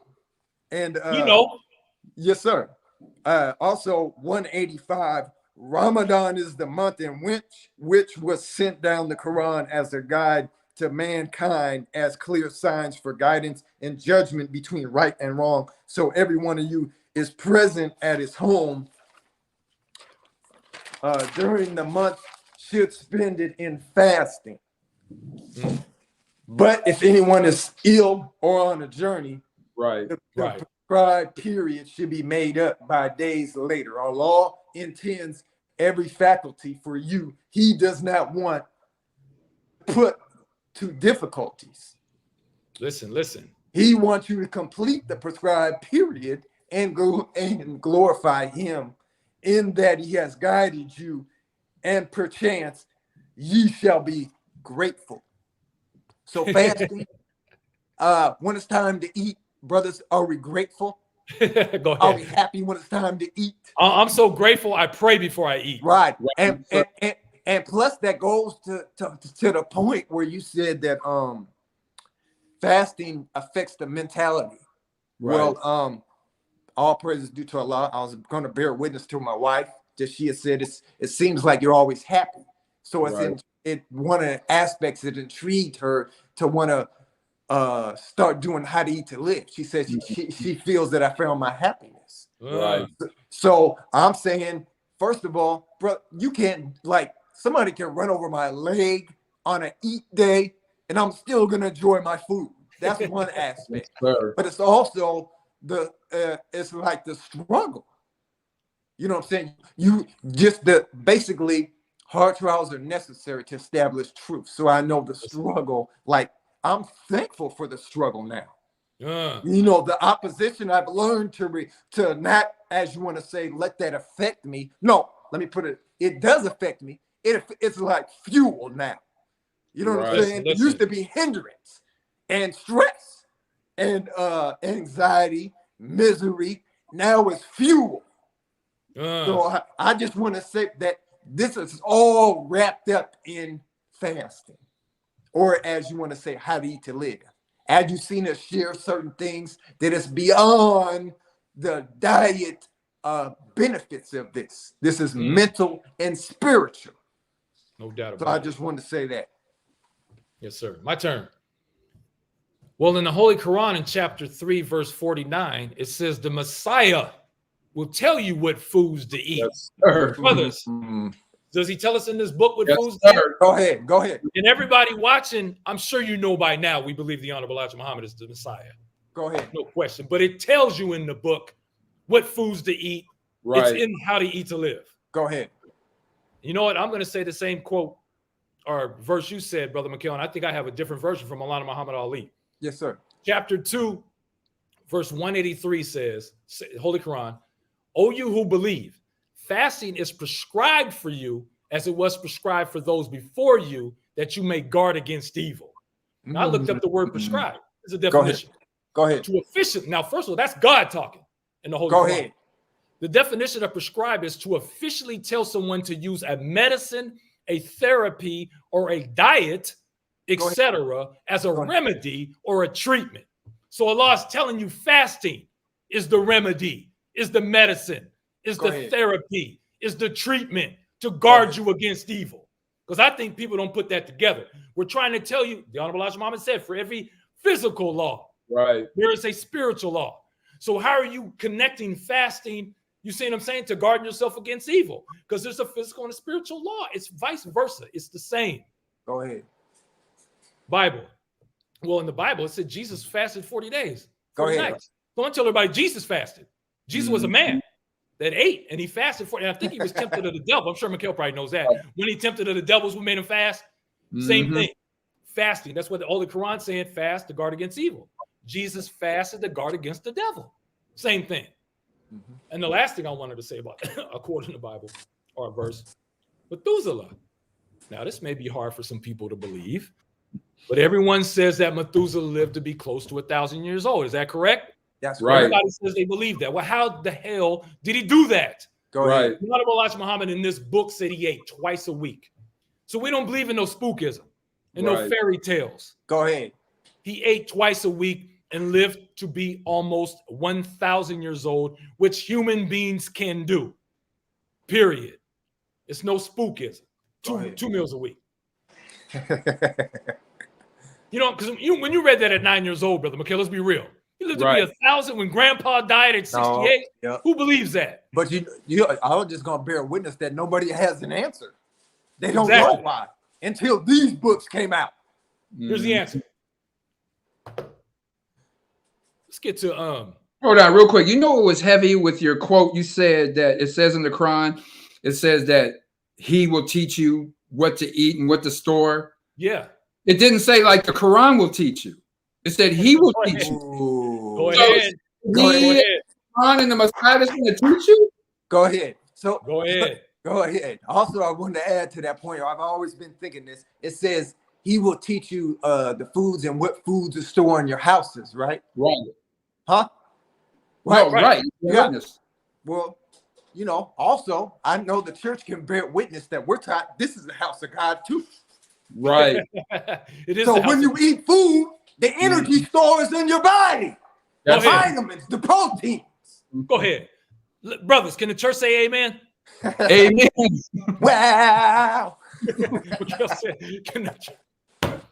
All right, ladies and gentlemen, now let's go. It's 25 years later. Go ahead. So let's go over some of the compliments we have received about our age because of the results of How to Eat to Live. Go ahead. Brother Mikhail X, right? You started off. Okay, so say I'm sorry, is it Brother Mikhail? I got out of order. Is it Brother Mikhail? Go no, ahead. it don't matter. I mean, it don't matter. We'll just roll. Just roll. It don't matter. Go. Brother Michael X, you go. Okay, I'll go. He ain't I just have a couple. The first one I remember working when I did working at UPS. This is like in '99. I'm 32 years old, and I remember someone thinking I was like in my early 20s, and they were blown away. They were tripping that I was 30. But there's a whole bunch of little ones, but the favorite one is the one I'm gonna let Jim tell it. The Scientology. When I get to me, Mike got the best one. You want me to save it? Huh? Just gonna save it for later? That's cool. No, right now. I'll say it. Yeah. I want you to say it because I only wrote those two down. The two down, but that was to me that was the biggest one. So let me break this down. We're practicing how to live. Michael, how to eat to live. Michael X is about 40 years old. He's 40. Pay attention to this. We walk into a Scientology building. We go see the secretary at the desk, and then we turn around and start talking to a couple other people. Now the secretary is right. You got to keep your mind on the secretary. She's right behind us. She's not even in the conversation, but she can hear the conversation. So she's standing behind Mike and I. The people talking to us asked us how old we were. And when Michael X said 40, as Allah is my witness, that woman yelled, "No, No way. No, she wasn't even in the conversation. But when Mike said 40, she spontaneously spurted that out. No way. All praise is due to Allah. Go ahead. That's bearing witness, ladies and gentlemen. If there's ever bearing witness. She said, no, it startled everywhere. I'll turn around like, what? Mike was 40. Go ahead, Mikhail. I'm going to pass it to you and we'll go back to me. Well, I say like people recognize, because, you know, sometimes it gets around that we eat. This week that's never came around from us directly. It was always spread around those around us or that are close to us. So what, and then it becomes a discussion. And I remember somebody saying that, you know, telling my wife, like, man, it's the energy level he got. So, you know, they recognize the energy level. That's the one thing. Of course, like the age ones, you know, that's one like, that's just no, you know, tripping. Like, man, we remember your cousin Tracy said, he said to Mike, man, we kicking 40 in the tail. You know what I mean? Now we're all around the 50s mark. You know what I mean? Shout out to my cousin Tracy. Shout out. Go ahead. Mikhail, quit name dropping, Mikhail. But yeah, you know, the age ones, you know, the compliment right there. Some said like you're glowing, you know, they said, man, you're glowing. You know what I'm saying? So no, hold on, brother Mikhail. You were on the block one time. We were pushing, right? A Unity push, FOI. You were like on the corner by yourself, and brother Captain came to me. He said, brother Mikhail was glowing so much, he looks like a light bulb. Man, it was funny as hell.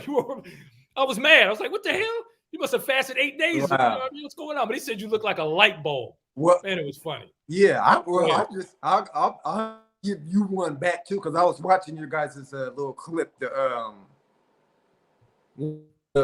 Hereafter TV clips not too long ago, and I was like, man, I said these are two new human beings. You know what I'm saying? It's not the old human beings that, you know, because we've known each other since, you know, what, 77? 77. You know, I know. Yeah. So you know what, man? I'm sorry. I want to touch on that after you said it. Go ahead. Yeah, no, I'm just saying, like, I noticed that, and but yeah, it's probably the glowing, the energy level, the age, them tripping off your ages. Those are probably the ones, you know, I pretty much think of. Yeah. I heard now what's heavy about that when you said we look new. I watched a clip of the Honorable Elijah Muhammad, and he said this out of his mouth. He said, Master Fard Muhammad, the one who taught him, said he came here to make a new people. Right. Period. He came here to make a new people. That's real. Go ahead. You just bear witness to that. All praise is due to Allah. My turn. Why am I in the middle? I was the narrator, ladies and gentlemen. You know, I got a whole bunch of them. I got about 8 or 9. You know, that's my ego. All praise is due to Allah, but it's the first one I got here. I was no, you guys, I don't know if you guys remember this. All 3 of us, excuse me, we were like at Fred Meyer or a grocery store, and there was a brother we saw who's an Orthodox Muslim, who's a good friend of ours, and he ain't seen us since we did How to Eat to Live. And he looked at us. He said, hold on, he did just like this. He said, hold on, man. You guys are doing something. You guys look younger. Mm-hmm. He said that quote, you guys look younger.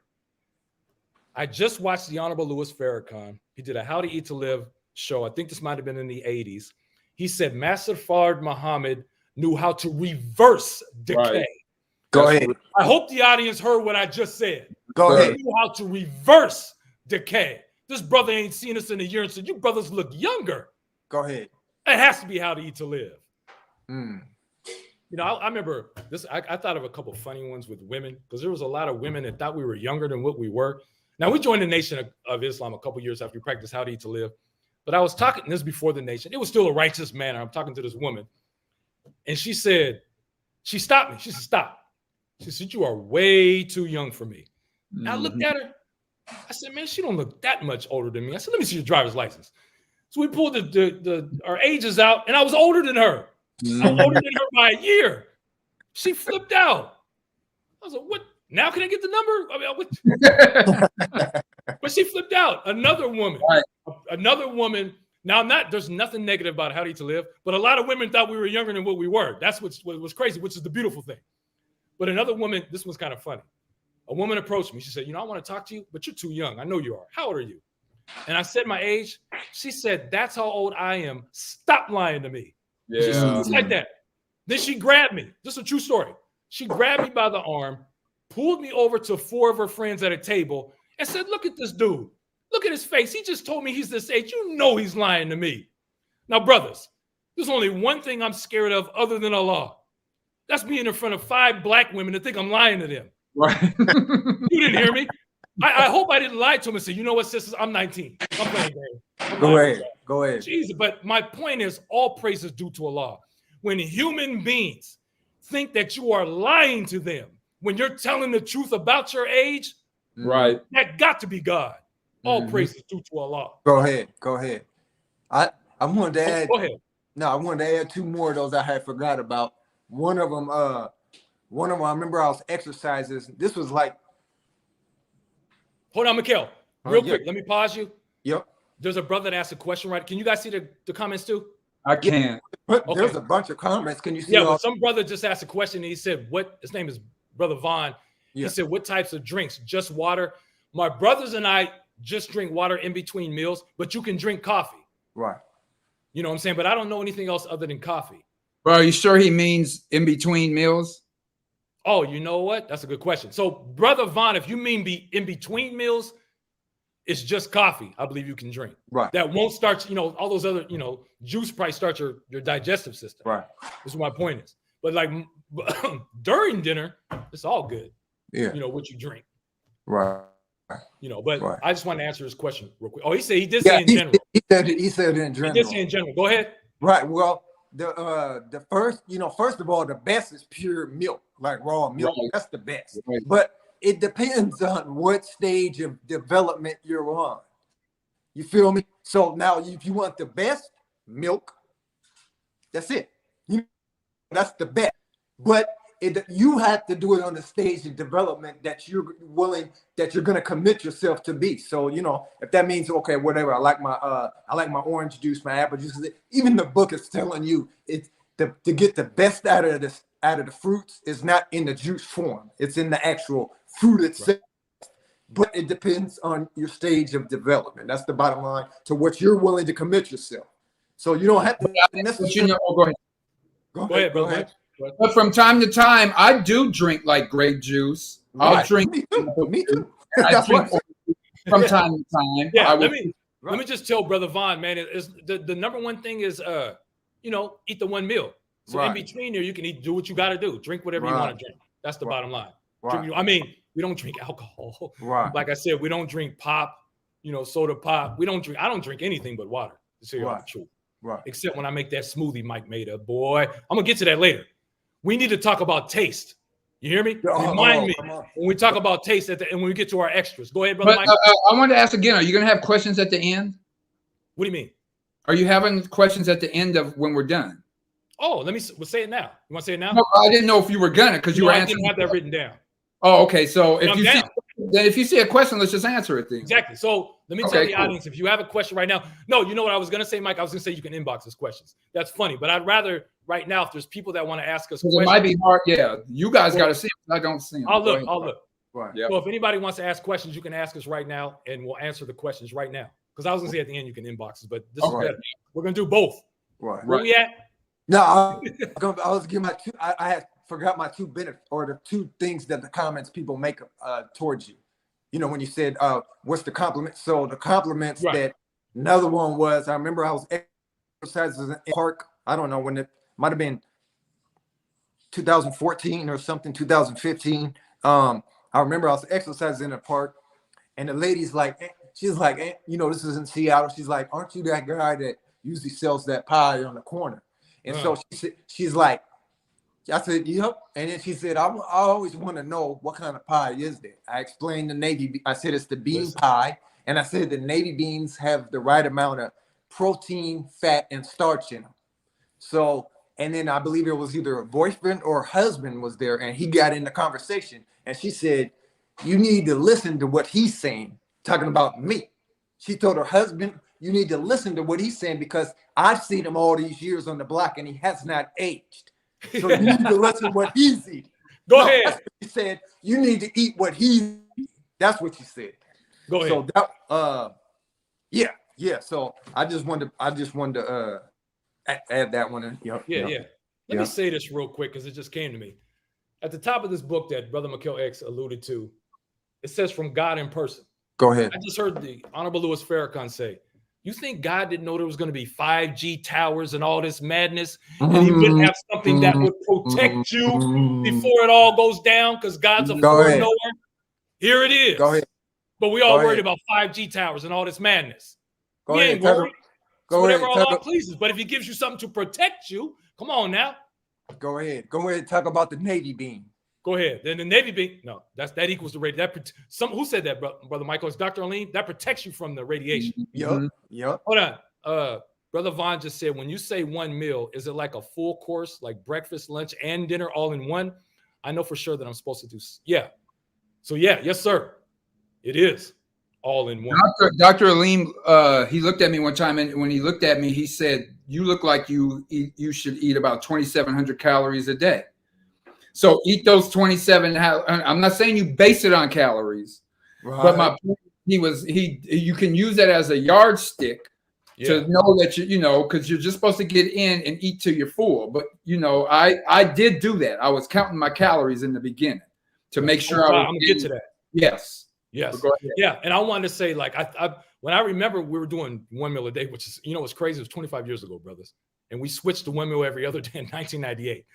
But I remember when I was doing, I believe we started at 4 p.m. We ended at 6 p.m. And I believe I had like one meal, like I had my fruit, and then some bean soup and then bread. And then I took a pause. I don't know if you guys know what I'm talking about. I took I ate that one meal for probably 45 minutes, took a 30-minute pause, then ate again for 30 minutes. That's exactly what I did.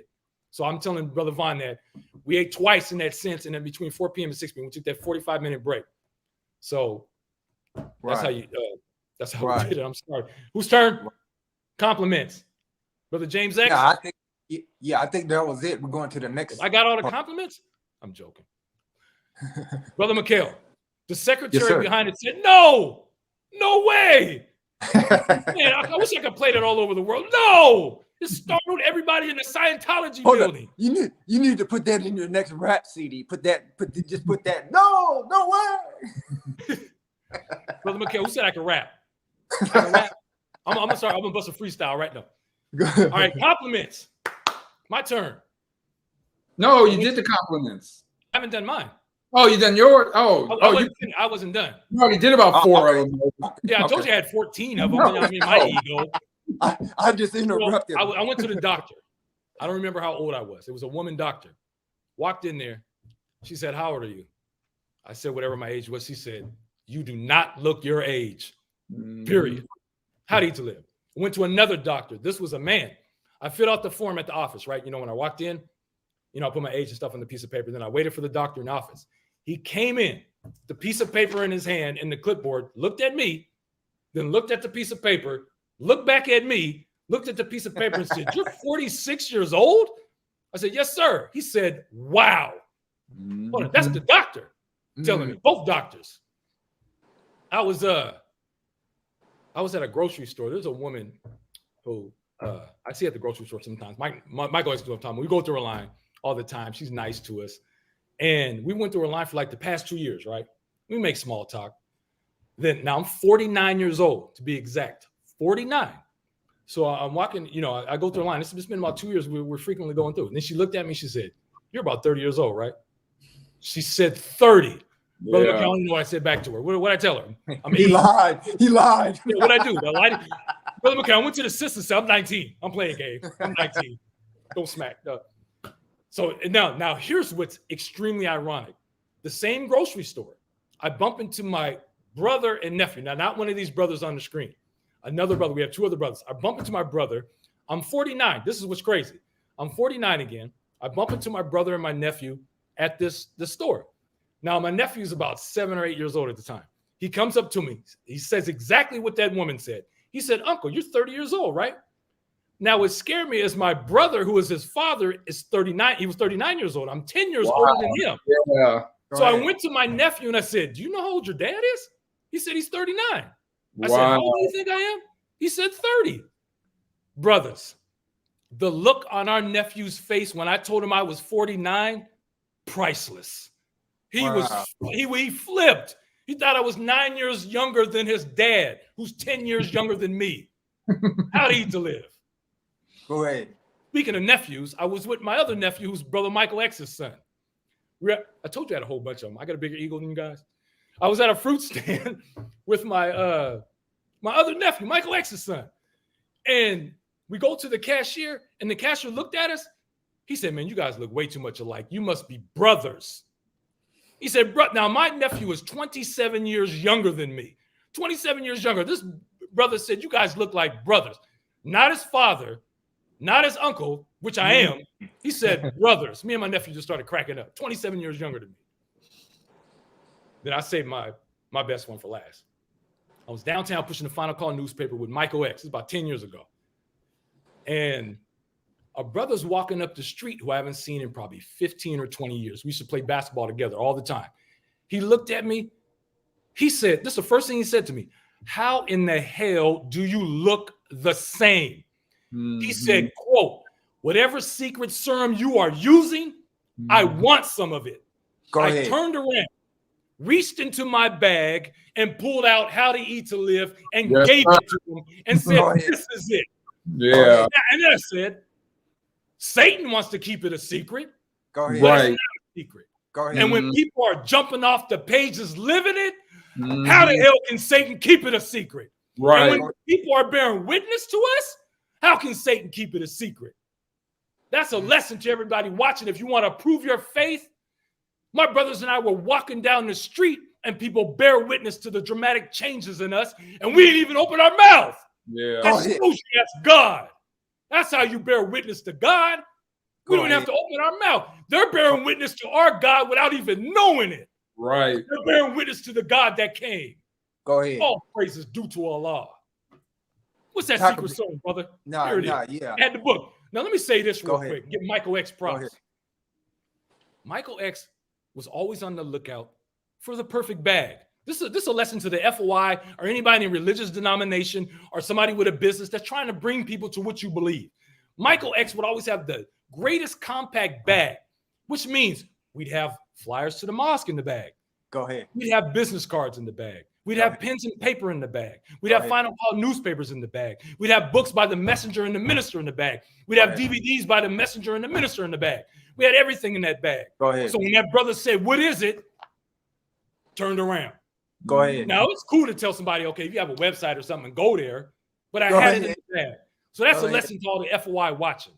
Go ahead. Take what you can take with you. Go ahead. You might have to give it to him right then. He might need it right then, Brother McHale. Here it is, brother. Right. I just wanted to bear witness to that. It reminded me of the Mary Poppins. Remember the Mary Poppins? She was pulling all that stuff out of her bag. Brother McHale, I wasn't. Go ahead.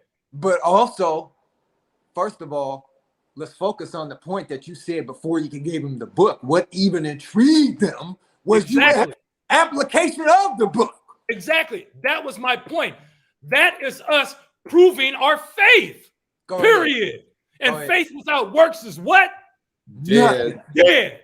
No, dead. So how the hell are you going to prove to somebody your faith? No, I said we were bad enough by the grace of Allah to prove it without saying nothing to nobody, without even opening our mouth. They just seen the dramatic changes in us, which compelled them to go, what the hell is going on, brothers? What's happening with you? All praise is due to Allah. Let's get to, we're in the middle of a pandemic, ladies and gentlemen. So go ahead. We wanted to talk about fasting, how it relates to our immune system. And I just wrote a few things down about what other people say, since we're just talking the Nation of Islam. I got some other doctors, a few quotes, so we can have something else in here. But I'm going to start it off with Brother Michael X. Yeah, I got a couple quotes from the Eat to Live books. So I got two parts. These are from book 2, chapter 14 and 15. It's on fasting.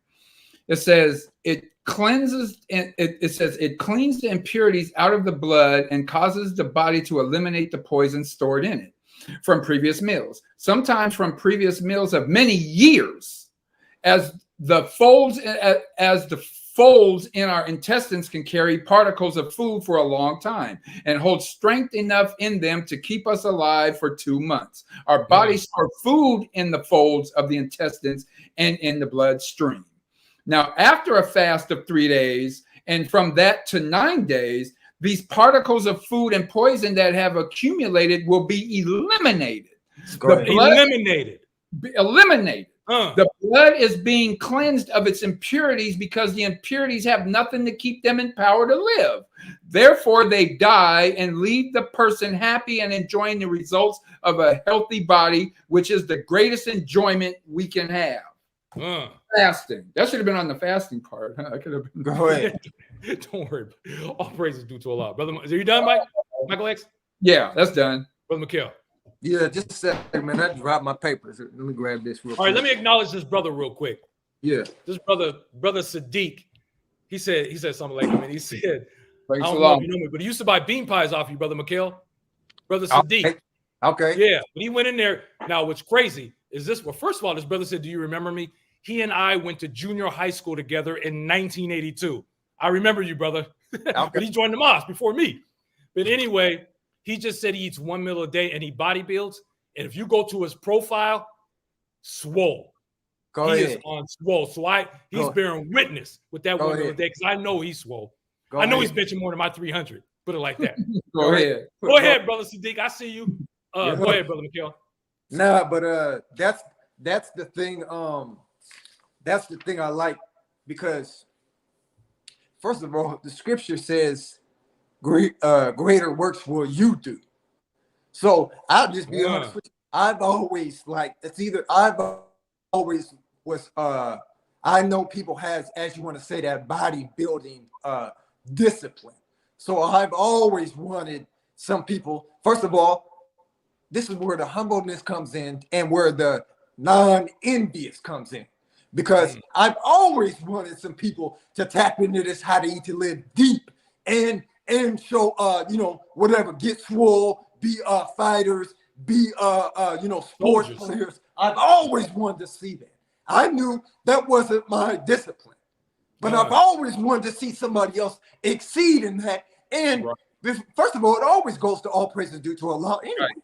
Always. So I've always wanted that. So I'm glad somebody like that is doing that because I've always wanted to see that. So so I want to say the fasting is. So here's like how it affects your cells and hormones. When you fast, several things happen in your body on the cellular and molecular level. For example, your body adjusts hormone levels to make stored body fat more accessible.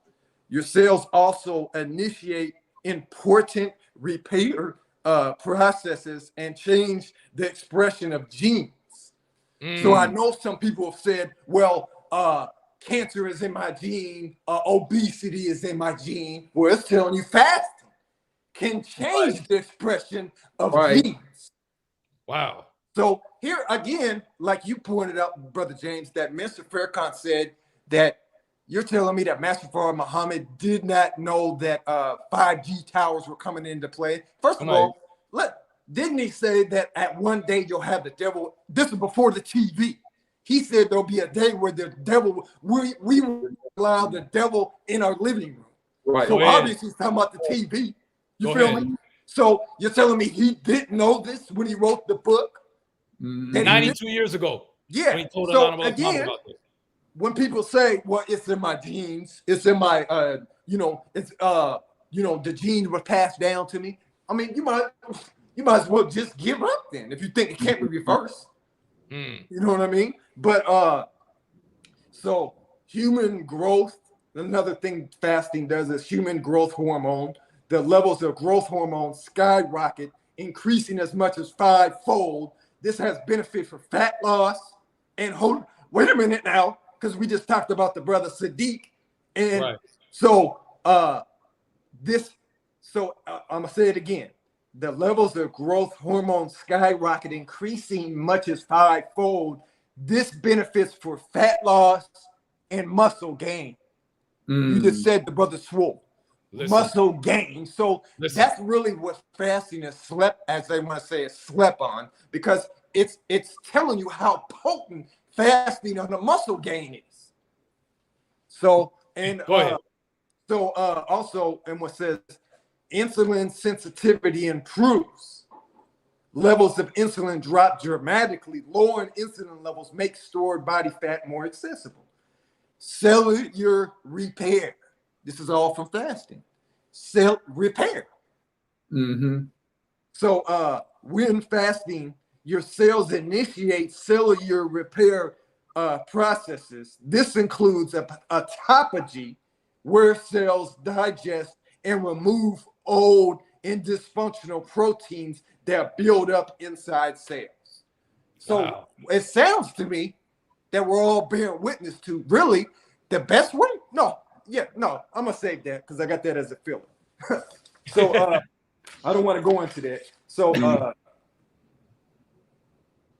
okay, so one more part about the gene expression.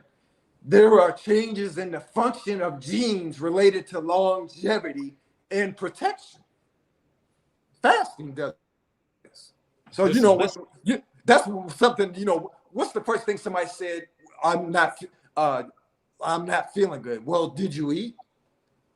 No, it's the opposite. You want to feel better, don't eat. That was something. Real quick, even when a dog's sick, it don't eat. Go ahead. When a dog is sick, it knows not to eat. Go ahead. So also, studies indicate that fasting can help boost your HGH levels. One such study found that after a 3-day fast, your HGH levels increased by more than 300% a week later.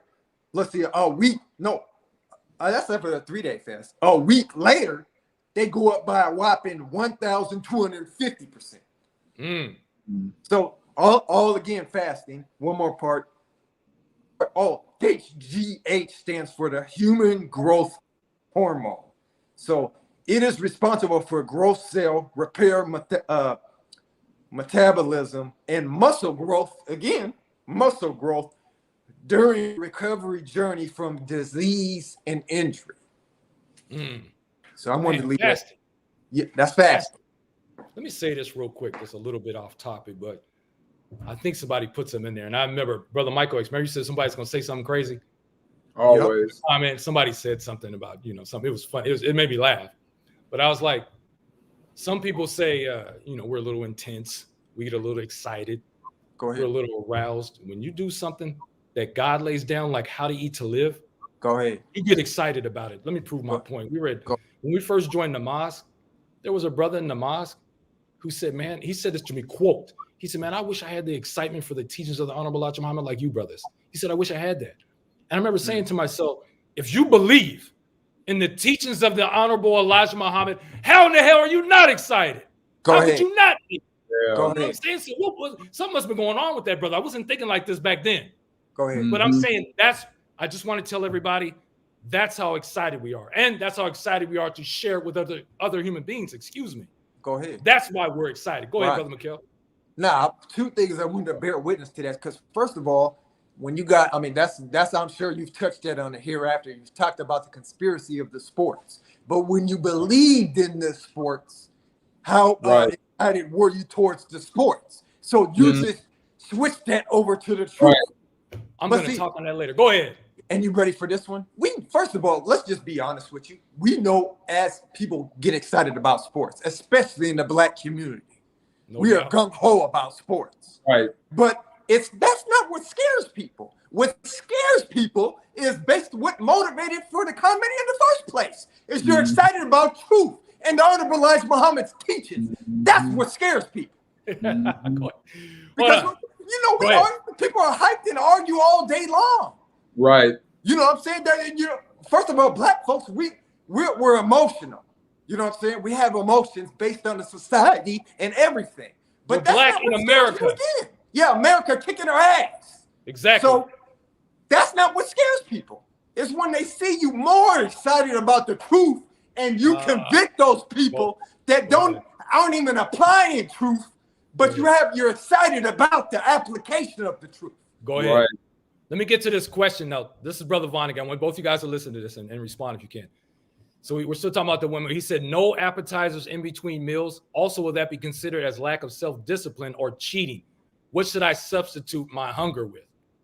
I can answer real quick. You guys want to say something? You got it. If you go ahead. Yeah, well, he said, what should I substitute my hunger with? That discipline. Go ahead. You don't substitute anything with hunger. Let me make my point I was going to make in the fillers. Go ahead. My brothers and I did our first 3-day fast in 1997. Were we hungry, brothers? Absolutely. We went down to, we ate Thursday night. We were going to eat again Sunday. We went down to the grocery store on Saturday night because I don't want to disrespect somebody who's probably really starving, but we were starving. Right. Went down to the grocery store to smell and look at food because we were that hungry. Right. But it was hard as hell then. Is it easy now to do a 3-day fast, brothers? Oh, yeah. It's not, yeah. You knock out a 3-day fast like it's nothing. Go ahead. So the Holy Quran says after difficulty comes ease. Go ahead. So, man, now this is God, ladies and gentlemen. How do you live? You got to go through it. Right. You got to go through it to get to that discipline. We went through it. Right. Now it's like a piece of cake to do a 3-day fast. Right. As crazy as that sounds, compared to 1997. Why? You got to go through it, Brother Vaughn. Go through it. Right. Go ahead. Go ahead. No, I was just gonna say now, if you want some things that'll help you, as you want to say that you put it in your mind, I would say focus on the truth. You know what I'm saying? Whether it's reading the scriptures you know how many videos and DVDs and clips there are of the Honorable Minister Louis Farrakhan. Watch that during a fast. That'll illuminate your mind and take it off of being hungry. Part of it. But like you said, it has to go with struggle. That's just what happens. Yeah, to make it through, it has to be struggle. Yeah. But you Brother want to feed your mind. Go ahead. Yeah, you want to feed your mind right too, though. Yeah, Brother Michael X said, if I can do it, go ahead. You could. That ended all the argument. We'll go back and show Michael X's pictures. We have to.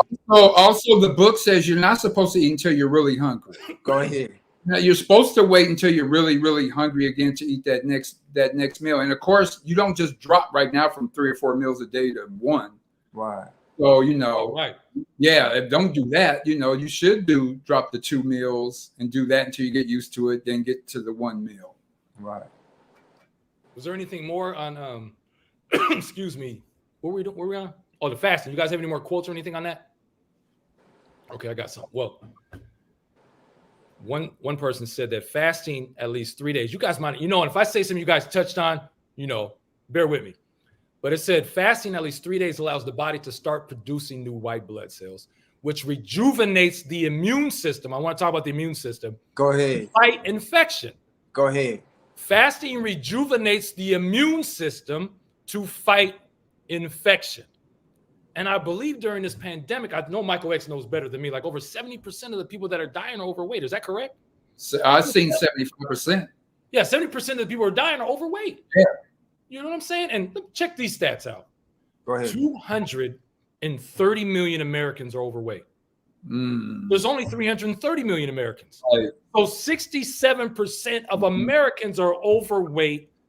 This will cure this in a heartbeat. How do you live 1 meal a day? Go ahead. Crazy as it sounds, there could be nobody overweight. Crazy as that sounds, 230 Americans. 230 million Americans. I just sound like Joe Biden, Brother Michael. Don't he mess up his numbers sometime? He goes 6, Mike, and me 6,008. Peep this, though. 230 million Americans are overweight. 34 million Americans have diabetes. 34 million. The Honorable Elijah Muhammad said diabetes can be controlled and or cured with how to eat to live. Go ahead. 30 million have a heart condition. 30 million Americans, and 19 million have cancer. I want to say this quote right here. It touches on cancer at the end of it. Another person said fasting now this is bearing witness. Fasting can slow down aging. Now, I just wanted to bring somebody else up instead of us in the Nation of Islam. You feel what I'm saying? Go ahead. So they might bear witness to what they're saying instead of us, so to speak. Go ahead. Fasting can slow down aging, prevent the development of diabetes, thyroid disorders, hypertension, and heart disease, and increase the chances of a long and healthy life. It also promotes weight loss. A healthy body weight automatically translates to healthier joints and a great body image. Not only does fasting enhance immunity, fasting also helps detoxify the body and fasting can also reduce body fat mass. Now, peep this part. Fasting can slow and even stop the progression of cancer, kill cancer cells, boost the immune system, and significantly improve the effectiveness of chemotherapy and radiation therapy. Ladies and gentlemen, the book is called How to Eat to Live. Period. Go ahead. I'm going to read that one again. Fasting can slow and even stop the progression of cancer, kill cancer cells, boost the immune system, and significantly improve the effectiveness of chemotherapy and radiation therapy. Let me show this card that Brother Michael X wanted me to share. This is about the immune system and some other stuff. What was it called? It should say card at the end, so it probably, it should say. I have to get it from my computer real quick. But it's talking about things you can do to boost your immune system. Okay, I got it. Let me share this real quick. I didn't know we were going to go this long. Did you guys see the time? We are just running it down. Okay, here it is, ladies and gentlemen. It's ways to boost your immune system, but I mean, it's our God-given immune system. The best defense against COVID, of course, How to Eat to Live. Number one, How to Eat to Live, book 1 and 2. COVID-19 practical steps for self-care. What you can do to protect yourself. www.noi.org// I believe C19. Antiviral and antiseptics, prevention and treatment. You can see on the screen. Immune boosters. Good nutrition. Sun, go get some sun, fresh air, exercise, gotta exercise. Vitamin D3, vitamin C, quercetin, and zinc. Hold on, at the bottom it says for more or for detailed information, visit the Frontline COVID-19 Critical Care Alliance, COVID-19 criticalcare.com. We're in the middle of a pandemic, ladies and gentlemen. You know what we got to do something. There's also Go ahead. There's also a COVID section in the final call every week. Oh, real? Every issue we come out with, you can follow, Exactly. Hold on. Since you said that, there it is. To get your Final Call newspaper online, go to finalcalldigital.com. Is it the greatest paper on the planet, brothers? Yes, sir. Is there any other? What'd you say? Is there any other papers to get today? Shoot, man, that's funny. I've been starting a series called the Black Chronicles. So like the Eat to Live videos, the Black Chronicles, and that was the first one I did. It was called The Potency of the Paper. So this ain't a regular news, just to bear with it. It ain't no regular newspaper. I'm gonna repeat myself. Go ahead. I'm gonna repeat myself. I said earlier. My brothers and I love the Final Call newspaper so much. Somebody from out of town came to Seattle, asked the first person he saw, where can I get the Final Call newspaper? He said, go down to MLK and Rainier, and without fail, 3 brothers will be down there with a Final Call newspaper. Right. He pulled around the corner. It was me, brothers. I got to be my ego. I was the one I was in front of y'all. I got the paper to him. But without fail, 3 brothers will be down there with the Final Call newspaper. Just to bear witness to what you said, without getting too deep, though, but you said we love pushing the Final Call newspaper, right? You said so much, right? And we're taught that God and Allah tries you in what you love. Did we not get tried with that Final Call newspaper? So go ahead. Again, Allah is the only author, and he's the one that has a permissive and active will. So nothing happens but by the permission of him. Right. I just wanted to bear with you. Go ahead. I like the way you put that. I'm going to say that again what Brother Mikhail actually said. Allah has an active and a permissive will. Go ahead. Because it's about to get active. No question. You see what happened in Tonga? Yeah. You think it's not going to get active? Yep. We have to get it right. It's not even playing no games. We got to get it right. It's coming. The Honorable Elijah Muhammad said, what you see abroad will be coming here. Go ahead. We got to prepare ourselves. We'll just get to our extras, fillers. Michael X. Fillers. Obviously, if you're going to try to do 1 meal a day and all that, you should consult somebody who has done it. So, get as much information as you can before you really start your 1 meal. Talk to as many people as you know that are doing it and ask as many questions as you can before you start. Go ahead. The other thing, the basic thing I try to tell people about Eat to Live, when I give the proper handling of people answer is, most people are going to the gas station 3 times a day when we're going to the gas station 3 times a week. Right. So I know you don't want to go to the gas station 3 times a day. So if you look at it in that concept, it's the same thing with eating. It's the gas station. Right. It's one thing. And of course, our stomachs need rest. Go Our ahead. stomachs need rest. You can't just, and I tell somebody, if you had a shake machine at McDonald's on 24 hours a day, and the other one was only on for 8 hours a day, which one would last longer? Why am I laughing? Go That's ahead. the bottom line. These are just the basic answers. The other thing I want to say was, before Eat to Live, I hated carrots. I did not like carrots whatsoever.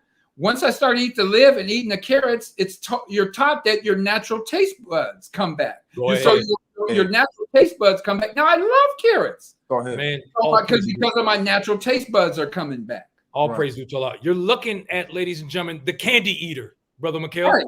Go ahead. Snickers, M&M's, Go ahead. Reese's, And- chocolate, Milky ahead. Way, $100,000 bar. Can I do I a keep filler that I want to do one quick filler that's like off topic. But I'm sorry, but I wanted to say I got my natural taste buds back. Go Right. ahead, Mark.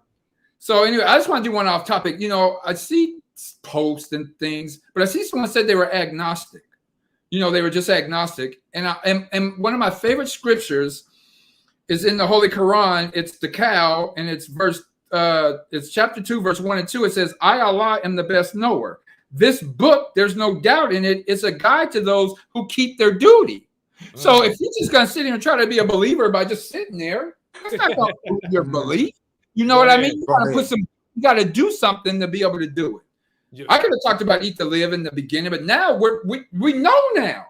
Now it's absolutely everything that book says. Now you're bearing witness to it because you kept your duty to the book. Now it's bearing witness to what the book says. Go ahead. I wanted to say real quick, Mike, Brother Lisa's in here. And she said I can't see none of the comments, but I sound like them, dear sis. Yeah, I'm tripping. Mikhail, can you see the comments? Yeah. You can? Yeah. Okay, so I don't know. But she said she had COVID and she was hospitalized and they tried to feed her 3 meals a day. Wow. And she fasted 3 days and fasted 4 more days. Go ahead. Go ahead. We want to acknowledge Sister Lisa. Yeah. Who's turn? Mikhail, Brother Mikhail. Okay, so I want to say for the fillers,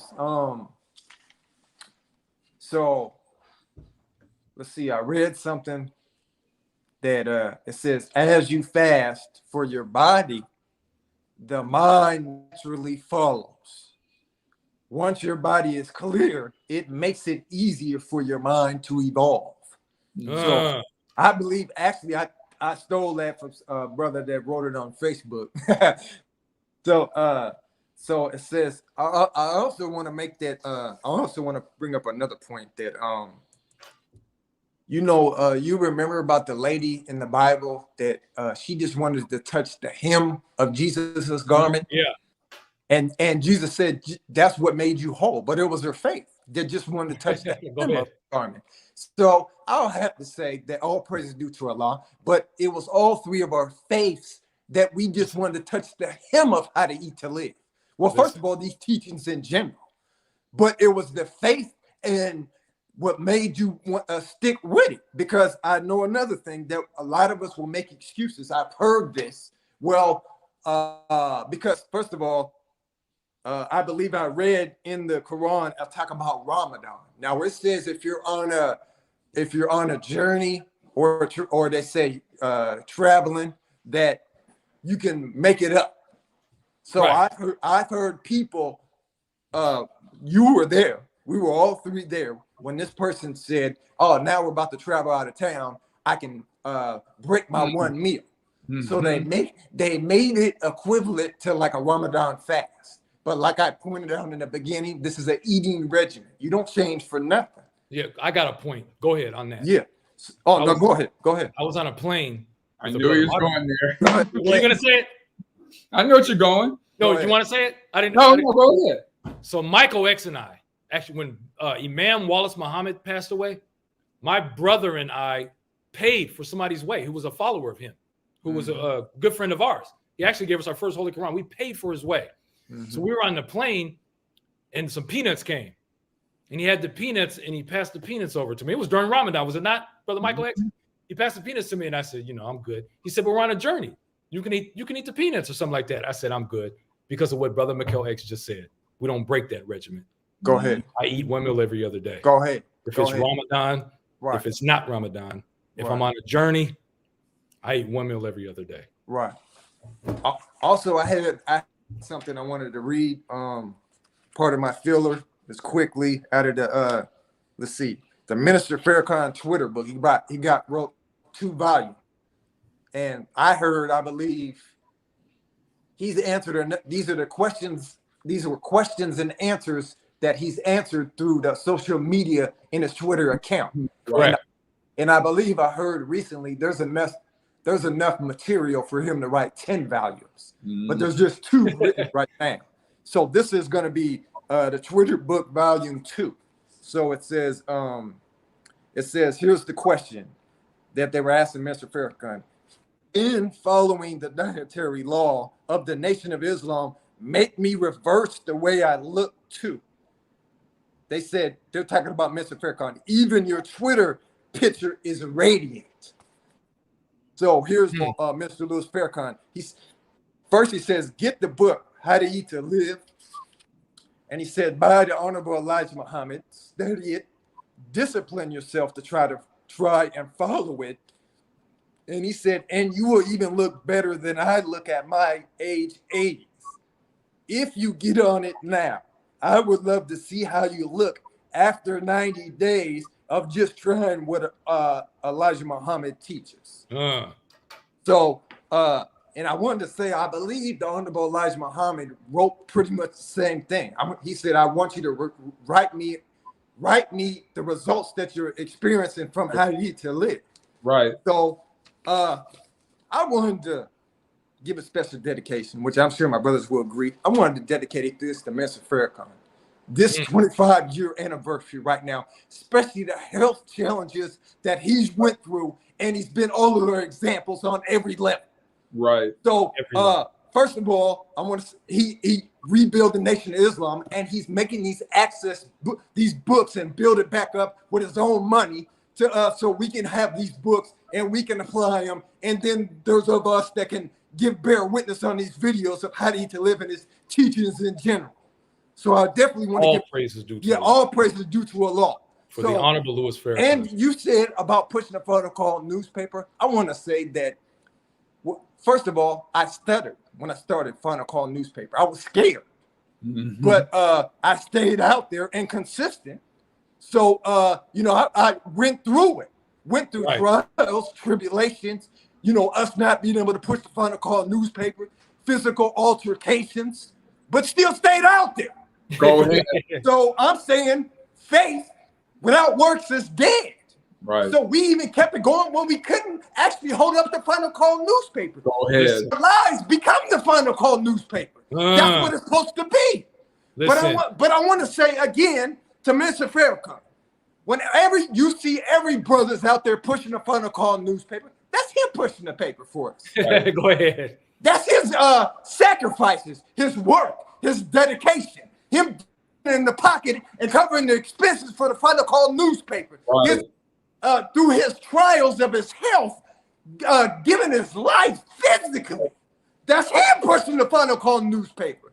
That ain't us by ourselves, because again, I'm a bear witness. I stuttered and still pushed the paper. So it wasn't me. It was sacrifices like those that laid that foundation for us to be able to push the Final Call newspaper. And that's how potent the word is. You can just hold it up. Like you said, we didn't brag about Eat to Live. We didn't tell nobody. So exactly, time dictates the agenda. Now here we are 25 years later, giving bear witness. Listen. Time dictates the agenda. Now everybody wants to be healthy. It's the pandemic. So the ear should be listening now. Time dictates the agenda. Listen, when we first went into the mosque, we were eating 1 meal a day. Go ahead. And a brother told me, don't tell anybody. Go ahead. Yeah. He said that to me. Go ahead. He said, do not tell anybody you eat 1 meal every other day. Go He ahead. told me that. Now I'm telling anybody who wants to hear it. Yeah. I'm telling them. But he told me that when I first walked in the mosque. Don't tell nobody. Go ahead. And guess what? That's after years of everybody bearing witness from you. So I remember, our brother Zalamir would tell them. They told them when we went to the Seattle study group. You know, so other people would bear witness to that before we even opened our mouths all these years. And you just stuck with it. You didn't, like I pointed out before, any of us never bragged to nobody. I remember, talk about being humble. I remember the first thing that always made me to keep my mouth shut. When I first became a vegetarian, I remember we was in South Center Mall and a lady offered us meat samples. And I said, no, I don't eat meat. I remember you guys said, you don't have to say that. You just say, no, thank you. Ever since then, I always stayed humble. I didn't tell nobody we ate this way. Right, go ahead. So those are my fillers. Yes. Go ahead. Shout out to our little brother Zelamir. If you're watching, brother, we love you. Shout out. Zelamir. I wanted his name. How come I don't got his name? I want his name. Hey, did you hear Brother Michael actually said, Bakel? He said he wanted his name. Michael's still better than Jim. I should have got the name. I got Jim. James X is cool though. Look, I got a little finesse to my name. It still means Michael. Brother Michael, you're better. You don't have to talk, Brother Michael. You're better than me. Leave me alone. But Brother Zelamir, let me say this about him. This brother of ours who's younger than us joined the Nation of Islam before us. He was like 5'2", 16 years old. I was afraid for him. He was before me. I used to drive him to a spot to push the Final Call newspaper and protect, like I was FOI. Little brother out there, 5'2", pushing the Final Call newspaper. And call me, brother. You need to call me. No, go ahead. Plus, I want to say speaking of brother, that brother has beyond door-to-door and salesmanship skills that blows me out the damn water. I put a post up expressing what you said. I was on the block with my little brother Zelamir, and I was in awe. I was like, what? I know I was nowhere near that level. How nice he was to the people. I was like, what? Go ahead. Younger than us. Go ahead.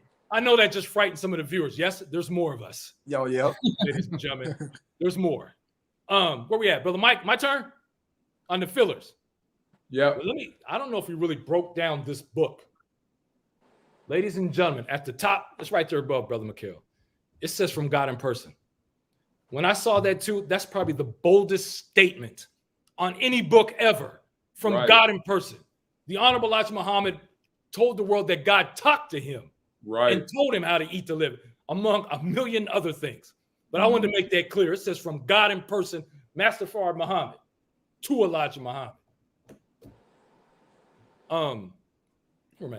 Okay, let's talk. Now, I don't know if you brothers wanted to touch on the transition from 1 meal to 1 meal every other day. I got a little bit. You got anything? Yes, you just go ahead. If I think of something, I'll come up with something. Okay. Oh, you have no more. Yeah, okay. Go ahead, Mikhail. Brother Mikhail. Well, the first thing I remember this to this day. I remember James, I remember when we was about to make that move from 1 meal a day to once every other day. So that means to those once every other day, that means 1 week you're going to eat 4 times throughout that week. And the next week you're going to eat 3 times that week because it's once every other day. So, but I remember you calling me that night, the day we was about to, the night before we was going to do it. I remember you said, this is no game. You got to make sure you eat enough food. And I remember that. Yes, I remember that. So that always stuck with me. And I remember, man, I felt that first day feeling my belly like that. And see, I have like a little bit of, I just want to say back problems and stuff. So I remember like if my belly gets real full, I remember like I couldn't sleep in my bed because my back and my belly, you know. But you know, eventually it you know, that was just the first day. But I remember that you said this ain't no game. You got to make sure you eat enough food. Yeah. So that's what I want to point out to the viewers when you eat this way, because I hear a lot of people. First of all, I hear people that want to jump. They want to skip 1 meal a day and go, you know, they might hear the testimony. They're like, I want to eat once every other day. No, start out at 1 meal a day. And maybe, like you said, if you're eating 5 times a day, cut it down to 2. But don't jump, don't skip that. You know, you don't go start off martial arts and you're ready to take the black belt test. You don't skip. You know what I mean? Don't skip. Be patient. It says the race is not to the swift. Right. So I hope you're gonna get burnt out. Plus, like Brother Michael said, ask questions. Well, I know you got 3 experienced brothers on here that you can hit us up before you even jump into this. I know that, but I know you might be hyped. I'm about to, it's almost like you saying, I'm about to get married. Okay, and then you jumping into something that then you try jumping in whatever, man. You don't realize that it's a journey. So you have to have struggle. So I just wanted to implement that. Yes, sir. I got one quick one. Go ahead. I remember when we went to Every Other Day, I got scared and cried. And I remember crying. Wow. And being Hold on, Brother Michael X. and being, Right? yeah. And Wow. I was nervous and scared to do it. But what I did was when I finished my meal, when it got to midnight, I told myself I'm eating the next day. So I remember thinking when it got to midnight, which it was like technically Monday, I knew I was eating the next day. And I focused on that. I remember focusing on that. So it almost was like I was eating every one meal a day still. Right. But I remember that. Yeah. And I remember that all. No, now that you said it. A bunch of watermelon too. I remember I had a big old Mike used to have that big fruit no tray. playing on that one. Mike If the people Mike be having so much fruit. I remember back in the day, it looked like you stole the fruit from the buffet line. You know what I mean? Now, my turn. Yeah. Yeah. I'm gonna show you how scared I was too. When we went to 1 meal every 48 hours, ladies and gentlemen, this means we're having 1 meal every 2 days. It was September 1st, 1998. I don't know if you brothers knew that. Wow. Okay. It was September 1st, 1998. And it was deep. We all were living in 3 different houses. Yep. So it's like we all were doing it solo. That's why I probably called you, Brother Mikhail. Yep. We're all scared and nervous and apprehensive because we're not, we had each other, but we're not in the same room. Right. But let me get this up here. I'm sure how scared I was that Michael X made this great food chart. And let me tell you what I did for a whole year. Straight. I wrote down everything I ate. Every single thing I put into my body on 1 meal every 2 days, I wrote on this chart right here. I put Michael X put the USDA recommended daily allowance. I was making sure I got my vegetables. I was making sure I got my beans, my fruit. I was that scared. I wanted to make sure I got it all in. What time my food, I'm gonna take this off.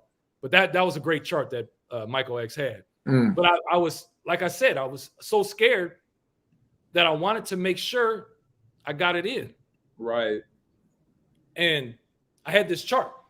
And like I said, I was writing it down every day. Every day I ate it. We probably had like 170 meals in 1 year, which means we probably fasted more than 48 hours. But I'm trying to tell people every meal I had a pencil, this chart, and a clipboard to make sure I got it in every single thing I ate for a whole year. I got the charts in my room. Now, some of you may say that's extreme. Go ahead. Let me tell you what extreme really is. Michael X, you're a witness to this. When I was a junior in high school, 1986, 87, my brother and I were sports fanatics. This is what I would do. It's almost embarrassing to tell you what I did. We watched the Sonics. Seattle Supersonics were our favorite team by far. Michael X would make sure we watch every game. I would get a pen, a piece of paper, and a clipboard. And First off, more than half those games were on the radio too. You didn't hear that? You listened to the radio. The radio. Yeah. The radio. And I could have got the stats the next day. Right. But I was taking stats, ladies and gentlemen. I write the names down of each team and write the points, rebounds, and assists. It was that insane. First of all, I can tell you the whole starting lineup. 86, 87, my junior year in high school. Seattle Supersonics. Nate McMillan, Dale Ellis, Alton Lister, Tom Chambers, and Xavier McDaniel. That's 36 years ago. Oh, and if they played Utah, Mike, it was John Stockton, Jeff Hornacek, Thurl Bailey, Karl Malone, and Mark Eden. Okay, that's how much of a fanatic I was. And I was taking the stats in real time. You know what I'm saying? I would tell Mike at halftime, I'm going to go, Dale Ellis got 19 points, Mike. But my point is, that's extreme for Satan in a game. So I just switched it to God and got my charts for how to eat to live. And I had the same amount of fun, and I was writing it all down. Vegetables, beans, fruit. Go ahead. Same intensity, same energy. The game means nothing, but this is a law. So I just transferred that energy. So you can call that extreme, but I think a law for that. because it made me tighten it up. Go ahead. Mike, did I say Nate McMillan, Mike Dale? No, you know what? You know, it always reminds me of the Karate Kid movie. Go no, ahead. my God, Mike, I got that written down. Oh, No, I yeah. don't have written down. I was going to say that. Yeah. Miguel, Go ahead. in the Karate Kid movie, he was painting the fence. Right. Oh, let me get there, painting the fence, and he was waxing the car, but he was really learning karate. Mike, that's exactly what I wanted to say. Right. So I had all this intensity and energy, keeping the stats for a game. And I just transferred that, and Mikhail became the Karate Kid, Mikhail. Go ahead. Mike, yeah. Look, don't forget to tell him Mike used to make you stand for the Star Spangled Banner. Mike used to let me stand for the anthem during the Super Bowl, Mikhail. Jim, get up. Did we pour water on each other after the Giants won one of You the didn't hear that. Broncos? Mikhail, he poured water on me, Mikhail. like you was in the game. You didn't hear that. But that's the point, ladies and gentlemen. We transferred Satan's Right. world to Allah's world. Right. Same energy, same intensity. All praise is due to Allah. Right. I wanted to say in 1989, my brother and I made the decision to become vegetarians in January of 1990. Back in the summer of 1989, I started getting headaches every day. This is real. Every day I would wake up with a headache. My mother took me to the hospital, and the doctor said he didn't know what it was. And he said it was stress. And he gave me some medicine, didn't work. But when I became a vegetarian, headaches went away. Now, Michael X, tell them about your girlfriend, what you did for her. When we were together, she had like severe migraines. Like I remember one time coming into the room and I literally thought she was like dead on the floor. And I remember getting her up and she was like, yeah, I have these crazy migraines. So then she started cutting off the meat and all that. And I don't remember no migraines. No more. Time. No more. Yeah. No more. We both had headaches gone. And that was just being a vegetarian. Right. Just giving up the meat. Well, a quote from here from the Honorable Louis Farrakhan. He said, your stomach is a muscle. It must get rest. That kind of moved me. Like your stomach is really a muscle. And we're constantly eating all the time. You're constantly benching, all the time. That's like crazy. You got to think about that. Your stomach is constantly trying to digest food. But if you just get those 2 hours in, your stomach has all that time. Go ahead. To digest it and distribute it where it needs to go. You got all the time in the world. That's on the 1 meal a day. And the Honorable Elijah Muhammad said, when you do 1 meal a day, you are on a continuous fast. Right. Continuous. Which means my brothers and I have been on a continuous fast since the last millennium. Also, I want to bear witness to when you said, Mr. Farrakhan said the stomach is a muscle. Like you said, like benching. Now, what's one of the most important thing for like weight trainers is when they're working is like resting those muscles. That's where it does the most benefit in healing. So what do you think a stomach's going to do? That's the most important time for a stomach. The whole system. Exactly. I heard the Honorable Minister Louis Farrakhan also say, if you can discipline and control your appetite, you can control your other appetites. Think about that. If you can control eating, go ahead. You should be able to knock out them other appetites that you have. Go ahead. If you can stop eating, come on now. That's the number one appetite. I also wanted to say that my brothers and I, this book, ladies and gentlemen, is for anybody. I just want to make that real clear. You don't have to be a member of the Nation of Islam. Brothers, were we practicing this book before we registered? Go ahead. In the Nation of Islam, we were practicing this book. We just loved the minister, but we weren't registered yet. Go ahead. We were practicing this book. Michael Jackson, the great Michael Jackson, had this book in his library. He knew what was up. Go ahead. Let me give a shout out to my mother, Linda. Go ahead. Our mother actually practiced. I don't know if Brother Mikhail knows this. She practiced 1 1 meal a day. Brought your mom up. Yeah, she practiced 1 meal a day for 30 days. And our mother was overweight, very overweight. Right. And she practiced 1 meal, and I believe between 4 and 6 p.m. And I believe she had coffee in the morning, and she lost 60 pounds in 1 month. Our mother's a white woman, by the way. This is a white woman practicing how to eat to live. She lost 60 pounds in 1 month, and she told me her co-workers were astonished how to eat to live. Go ahead. Let me see if I got a few more. was just going to break down real quick some of the staples we have. We boil our water. Let's get that out there. Go We ahead. don't drink from the tap. We boil our water. Every meal we have fruit. So you got to start off light. We have fruit. We have navy bean soup. We have whole wheat. I just want to bring those up. And I just had raw milk, but Dr. Aleem said the top foods are the navy bean, whole wheat, and raw milk. And Dr. Aleem also said the two principles of the book, How to Eat to Live, are fasting and the right foods. Go ahead. Fasting and the right foods. Go ahead. Let's see if I got some more. I wanted to end it with a few quotes. Now, some of you may know, I thought this was heavy because I was watching a couple lectures by the Honorable Louis Farrakhan, and he mentioned Harold Washington. Some of you may remember him. He was the mayor of Chicago, and Michael X knows he would always praise him as a giant for us. But he said this quote. He said, Harold Washington robbed the world of his political genius by being brilliant here, but not taking care of his health. Because he died, I think, of a heart attack. He said, then the minister went on to say, Harold Washington violated the laws of life while he followed political rules to exactitude. But my point is, we are proficient in a lot of things. But what about our health? We could be the greatest in anything, but we're going to die. You know what I'm saying? So what does that prove? That's real. We needed Harold Washington longer than that because he was such a giant for us. But he, like I said, he didn't follow his health, but he followed the political rules to exactitude. So if we all follow health to exactitude, we can live long, is what the point is. Go ahead. Dick Gregory, the great Dick Gregory, he said this quote. I seen it out of his mouth. He said, one black leader transformed people through their diet. The Honorable Elijah Muhammad. Go ahead. Said this quote. Dick Gregory said, you can recognize black Muslims not because of their bow ties. He said, but because of the texture of their skin, the whiteness of their eyes, and the quality of their walk. Now, this is Dick Gregory talking about the Nation of Islam. And I want to say this, that the Honorable Elijah Muhammad said this to the Honorable Louis Farrakhan. Honorable Elijah Muhammad is saying this to the Honorable Louis Farrakhan. He said, eat 1 meal a day. He said, then when you master that, eat 1 meal every other day. Then when you master that, eat 1 meal every 3 days and stay there for the rest of your life. That's what he told him. Now, I got my last quote, and we'll get to something. I got my last quote from the Honorable Elijah. This moved me. But the Honorable Louis Farrakhan said this he was doing an How to Eat to Live, probably in the 1980s.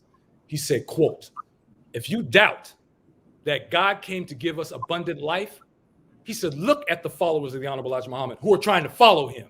Right. Compare us with people all over the world who follow Moses, Prophet Muhammad, Jesus, Buddha. We look different than all the followers of any prophet that ever lived. Yeah. Not only different, we look better. He said, why? He said, because of how to eat. Correct. Period.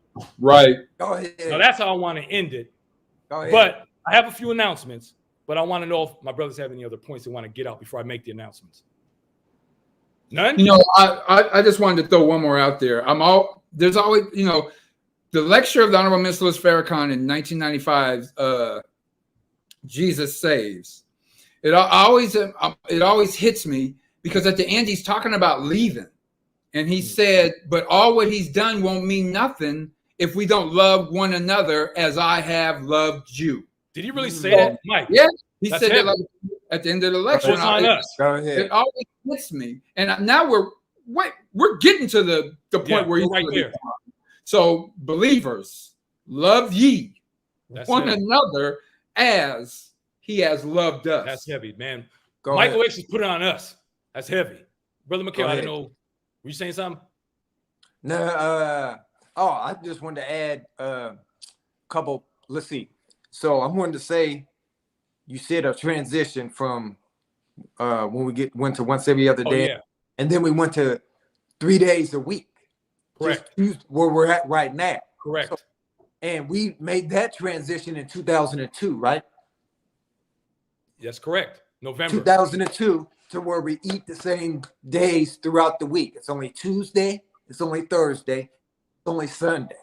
Okay. So I know the concept is some people, whatever, anyway, us hitting the block proved that you still have energy. You know what I mean? You don't need to eat every day. We've already proved that.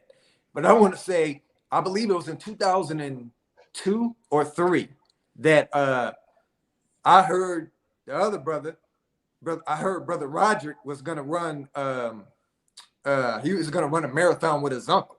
Yeah. So I heard that Saturday morning. When I got that call, I said, I want to do that. So again, this was a Saturday, and I hadn't ate since Thursday. I ran 6.5 miles without stopping in the marathon, and no training, and finished. Let's just say, for instance, there was 4,000 people. I finished like number 2,000. So I finished in the middle, with no training, and just that day.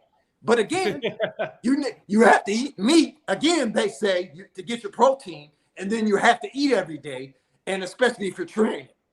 So I just want to say that 6.5 miles. Another time, I want to go to the point was, I remember you had me bring it up on my first thing was my first Eat to Live back in January when, somebody, let's just say opposition inspired me to run around the track and be number 1 on our PT test because of what somebody said, trying to drop doubt in how to eat to live. So it fueled me that I used to be last on the track, second to last. But that day, the opposition came and he fueled me. I became first place, and I held first place for 6 months.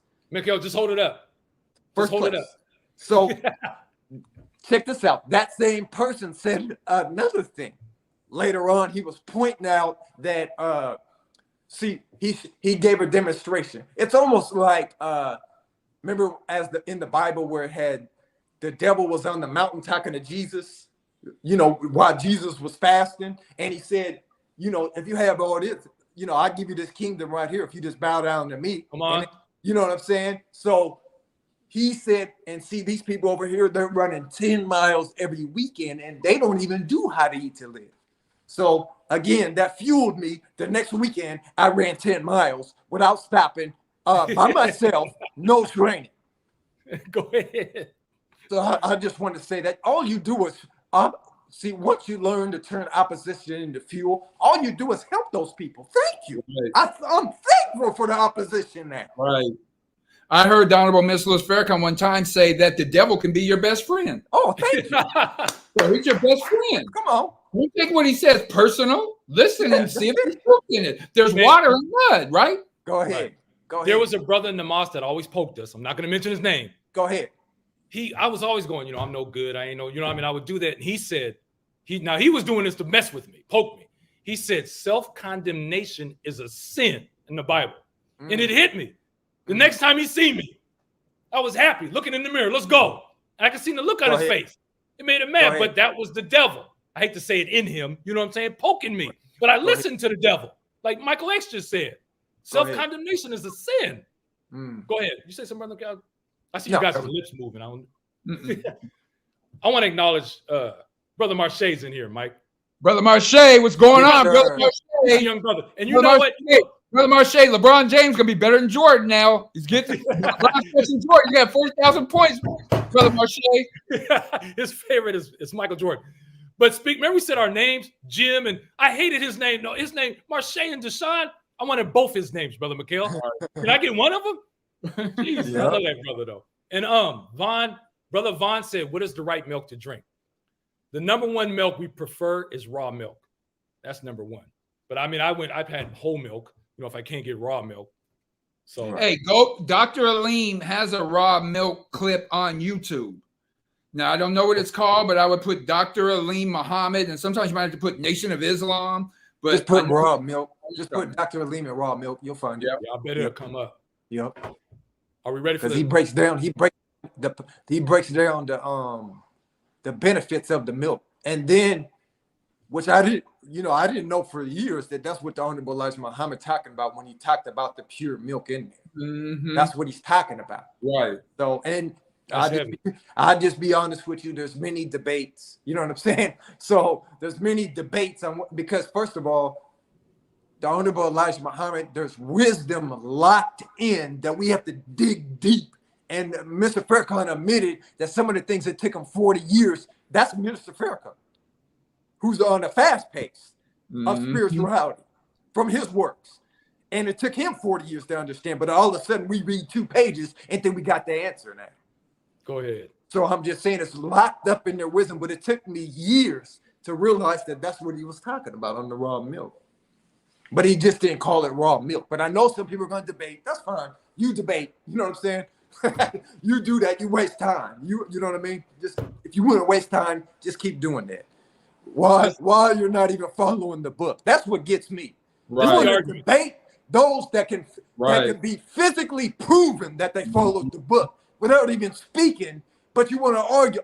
Look, I posted a picture of like some food and they're you posted mushrooms? The apple pie. Yo, the messenger said not to eat apple pie. But guess what? That was my clickbait. I put that in there on purpose. You know what I'm saying? First of all, I noticed if everybody would listen to any of us, you never heard us say we're perfect exactly what we put in our mouths from how to eat to live, that it matches up perfectly. But that's what scares people because we're not. But the consistency is what's, as you want to say, gets an A on it. The consistency. And here's the thing. In school, you can be 90% and get an A. So it's not 100% perfect, but you still got an A. So the consistency, I remember in elementary school, they would say my grade would be a C, but my effort was a B. So your effort can be bigger than your grade. So our effort and consistency was absolutely an A. Yeah. Well, speaking of that, there was a sister who was in the mosque with us 20 years ago. She commented on one of my things last year. She moved to Florida. She commented on my thing last year and she said, "You brothers are consistent." 20 years later, she said that. That's the key word. All praise consistent. Exactly. Mike, Marche said he's never better than Jordan. Stop that. Stop that LeBron stuff. Hold on. Hey, 40,000 points, 10,000 assists, and 10,000 rebounds. In the Matrix, I'm giving it to LeBron. All right, ladies and gentlemen. All right, hold on. Now, brothers, we might not have a 30-year anniversary of How to Eat to Live. So let's get it all out. Let's be real. Yes, sir. You got something else you want to say? No, I do. Because I forgot to mention what the key thing you said on consistency. So this How to Eat to Live helps you be consistent. It sharpens your consistency skills on everything else. You know what I'm saying? Because like this sharpens the skill of being consistent on the block. You know what I'm saying? Everything in your whole life. If you can be consistent on this, you can be consistent on anything. And here's the thing. It ain't like you're doing How to Eat to Live in heaven. You're doing How to Eat to Live in a hell world where all these foods and as you want to say, temptations is around you. You know what I'm saying? Whether you're delivering food that smells good, if you're not your time to eat, whether you're at a family function where the food is cooking, where it smells good, but it's not your time to eat, and you still choose not to eat. First of all, did anybody make us eat this way? Did anybody whip us to eat this way?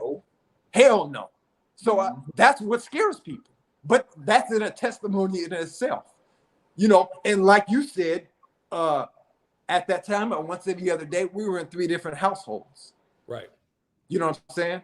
So, so that's the thing to where if somebody else, say, can bear witness to where they might not be around your other family members, that's a bear of witness. They know you're doing it. That's a bear of witness. You know what I mean? No doubt about it. So I just wanted to add that. Yes, sir. Mike, Brother Marche said LeBron's 4-6 in the finals. Stop it. You know, they always bring the finals up, so I'm not going to argue that. I won't argue the finals. All right. Is that it? Brothers, are we going to have a 30th anniversary? We're going to have a 26 and a half anniversary. We'll see what the people say. What'd you say? I said we'll have a 26 and a half year. It depends on what the people say. We'll see. and Brother Marche finally said, "You brothers have been teaching me since day one."